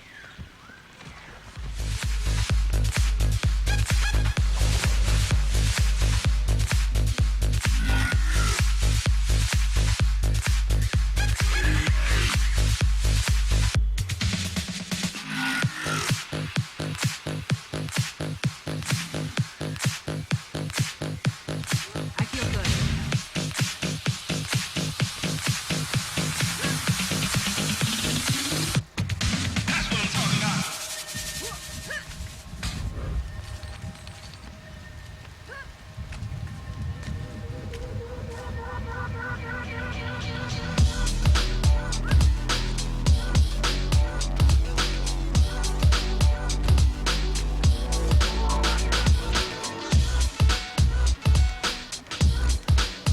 Replenishing.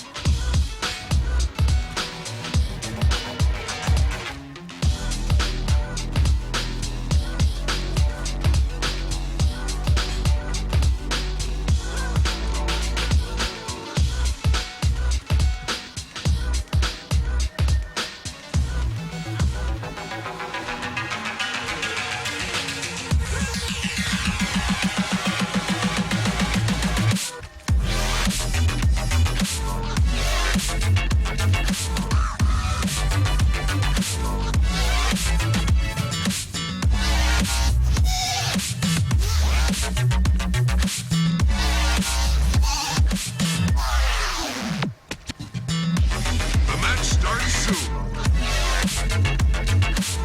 Last chance to nail down your strategy. I could outrun a centaur.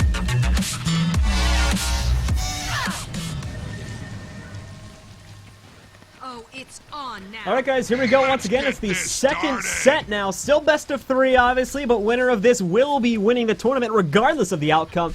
So here we go, guys. Once again, Backpack going in for a bit of a poke there with the nades. Will fall back, though, as he usually does. Trying to see if there's any different strategies being adopted this time. Looks like both teams are actually heading up the north side of the map comparatively to the south side like we've usually been seeing here in the past 2 to 3 rounds. So looks like, once again, with that said, where is Red Team going now? Is they're just gonna Red Team I've noticed too is definitely the more defensive one, and with good reason here as well. You keep in mind they've got Nas, who generally speaking doesn't have a lot of escape options there. He's got to be a lot more careful with this positioning. They need to make sure that they are playing in positions that they need to play in, just in general, so they can have the advantage, so they can get Nas out of tricky situations. Quilja though did manage, like right here, you can see that this is going to be a huge loss for them by having Quilja going in there to knock out the worm. They've knocked out what is about a 40-second cooldown. Red Team will probably just screw around here now for the 40 30 seconds, because again, they don't want to have they don't want to have this pretty much wasted cooldown now because of the choice of putting the worm down over there and not having it available now. It's going to be a pretty big loss. So red team, again, they're being defensive, but with good reason, because they need to make sure that they control whatever area they're going to fight in. So if they're not, ready to engage, they're probably going to fall back there, just to be careful of those sorts of things.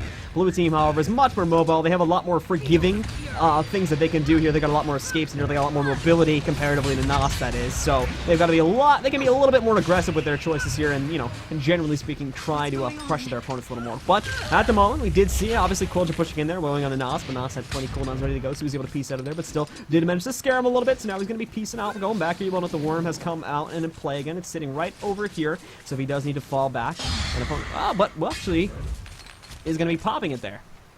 I want to say that was on purpose just to reduce the cooldown of it, because as Quilja was kind of on his way up there to try and delete that, so I believe that was actually done on purpose in order to reduce its cooldown for a later application, probably when they do get into combat itself. So that was actually pretty good thinking there by Nas. But again, completely passive game here so far. You will note that Hiba is... Oh! Hiba tries to chase Backpack over here, but as Hiba's trying to throw in the crate, Backpack turns around with an interrupt right on him and stops that from happening, with good reason too, because as you saw, Quilja, actually was a pretty good break there for Backpack as we had Quilja coming in from the other side, but again, the second crate attempt does not miss. Do get about 25% of Backpack's health down, but once again has gear shield up and ready to go, blocks all the attempts to CC, and he'll get himself right out of play, but again, they found their real target, and that's going to be Nas. He does evade out of the way of the overcharged shot there, so once again, we'll have an option to retreat, but once again, will lose his worm here as well. Actually pop the worm once again, taking a bit of a risk in doing so, but will get himself back closer to Backpack, and again, just in general, a little bit more on the team play side of things, but still a very slow match going in so far. Neither team wants to waste anything here. Good amount of Condi's going off onto Hiba, though, so Hiba's got to be a little bit careful. We'll definitely have to regroup with his teammate here for the next few seconds, but Nas doesn't really have anything to aggress him so much here besides weapon abilities as well as jumping into DS to go for some damage there. Just in general, I think Nas is going to be a little bit more inclined to kind of save his DS for, situations like this one where they do have that pretty good advantage versus Hiba here, but again, Hiba going to try to fall back, still at a very low health pool, had his heal up and ready to go, hadn't been engaged for quite some time there, so still plenty of his very super elixir even, so we'll go down here, bringing him pretty much back to full health, and again, we'll probably see a reset as this match is not going anywhere. No one's been knocked out. We've seen a couple close calls, but in general, everybody's kind of had everything ready to go, so good cooldown usage on both sides. Nobody making any big mistakes here in general, and really good cooldown usage by Nas as well. There's been a couple times where he might have been able to engage with, a couple things and, might have considered saving, but in general, in terms of his defensiveness, he's been spot on so far in this game, and that's really good. So it looks like actually that Nas and Backpack found a pretty good focus target over here onto Quilja, but at the same time, Hiba is going to try to turn that background over here onto Backpack. Gets the pull off. Oh, botches the crowbar there, though. Unfortunately, his Backpack, I think, dodged just as it was going in. And if you do manage to do that, it kind of, not sure if it's entirely a bug or just the way the game physics works. Again, doubt clarification on that.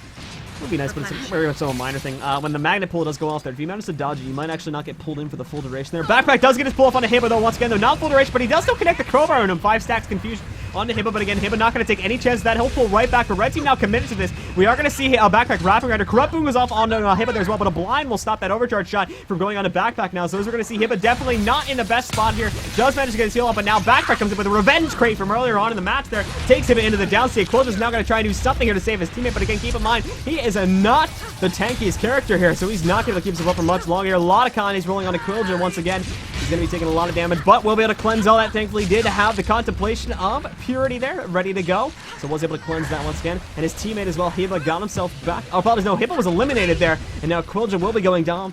And with that said, guys, Red Team, outplayed by Chota, will take the first strike here in our second set. They will be up 1-0 and just one victory away from the tournament here, guys. So stick around, and round 2 will be coming up in just a few moments. Be right back, guys.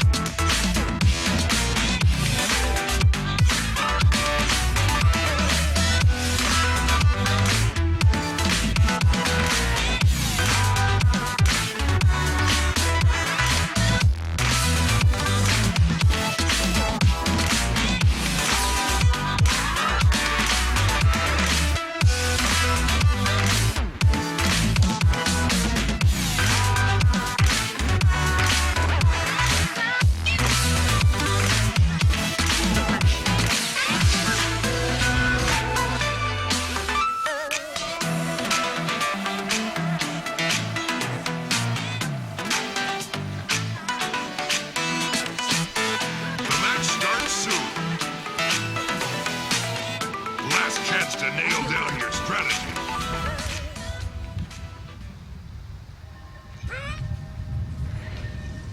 Alrighty, guys, here we go once again. Outplayed by Children. Could be the last game of the tournament here. Outplayed by Children is up 1-0, so Blue Team's got to pull it together here now. Let's get this started. Well, we're going to see Outplayed take the tournament. Gates opening up here. Probably not going to see any aggressive pull-in, but hold on. Might be seeing Quilja roll in, though, with Hibba. But, again, red team doesn't want any of that. Nos, what's Nos doing here? Nos going a little bit. Yeah, Nos will be right back behind cover there. He does not want to be the front runner at all here. He's got his golem out there, too. Where's his worm at? Trying to see. Did he put it? Ah, he put it back here this time. So for those that can't see the worm, is actually kind of in the back corner of here. You can't see it behind the pillar at the moment.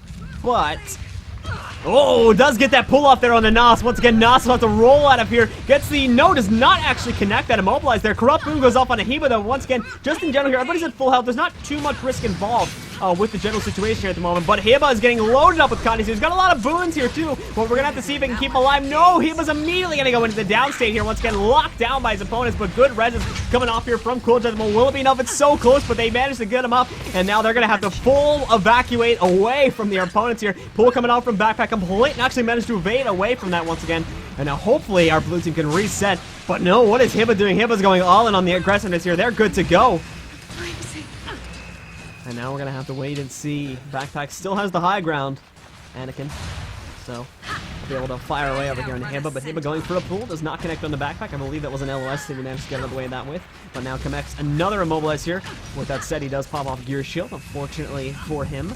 Hibba does not actually engage because of that Gear Shield more than likely. But Corrupt Boon combo as well. A lot of Connies rolling on Hibba once again. Thankfully did have his turret ready to go so he could cleanse a lot of that. It is now generally speaking going to be in an alright situation as well. He'll be having Quilja pull away from him. But oh, double pull coming out there on the backpack. Both Quilja and Hibba both did their pulls at the exact same time there. Gonna be pulled back like all around the map. Unfortunately, it kind of worked against them as it denied quite a bit of damage that Quilja would have been able to get off. And now we're gonna have to wait and see once again as Quilja's trying to get something on these guys. Nos might be the next target to be eliminated. You will note here, back here too, that we actually have Hibba going in to try and eliminate the worm just to stop him from being used. And Nos too, as well. Will not be popping the worm that time. Keep in mind too that once again, when he does pop that, it does have a slightly shorter cooldown, I believe. So I'm gonna be not taking the risk on popping at that time. I'm just gonna keep himself to a higher health pull, wait for a CC to come off, and you know, just in general play a little bit safer here. As obviously does not want to give his teammates any points here, but blue team is hot on this trail. They want him. They are going to get slowed there, obviously, by the slowing mark that we saw coming out there. The third mark that does come out in the field, and then we'll turn that right back around over here on the Hibify. A lot of Connies onto him. Cole's going to try to do what he can to cleanse, but again, Corrupt Boom comes out there on the Hibify. Going to bring him down to a very low state of health, but he's hanging on here once again. Gear Shield's ready to go, and almost instantly going to be popping that, but can he survive? Still has Elixir Gun ready to go, but his super... No! He goes into the down state there. Pool coming in from backpack. S-Stomp coming in. Can he stop this? No, not going to be happening. The pool, or the backpack does not go off in time, and it's going to leave only Quilja up and alive. So with that, guys, outplayed by Children is going to be winning this one. They'll get the 2-0 in the second set. And with that said, guys, they're going to claim victory here. They still got to knock Quilja out, granted, but they're going to claim victory here at this week's 2 vs 2 tournament. So congratulations to Nos and Backpack.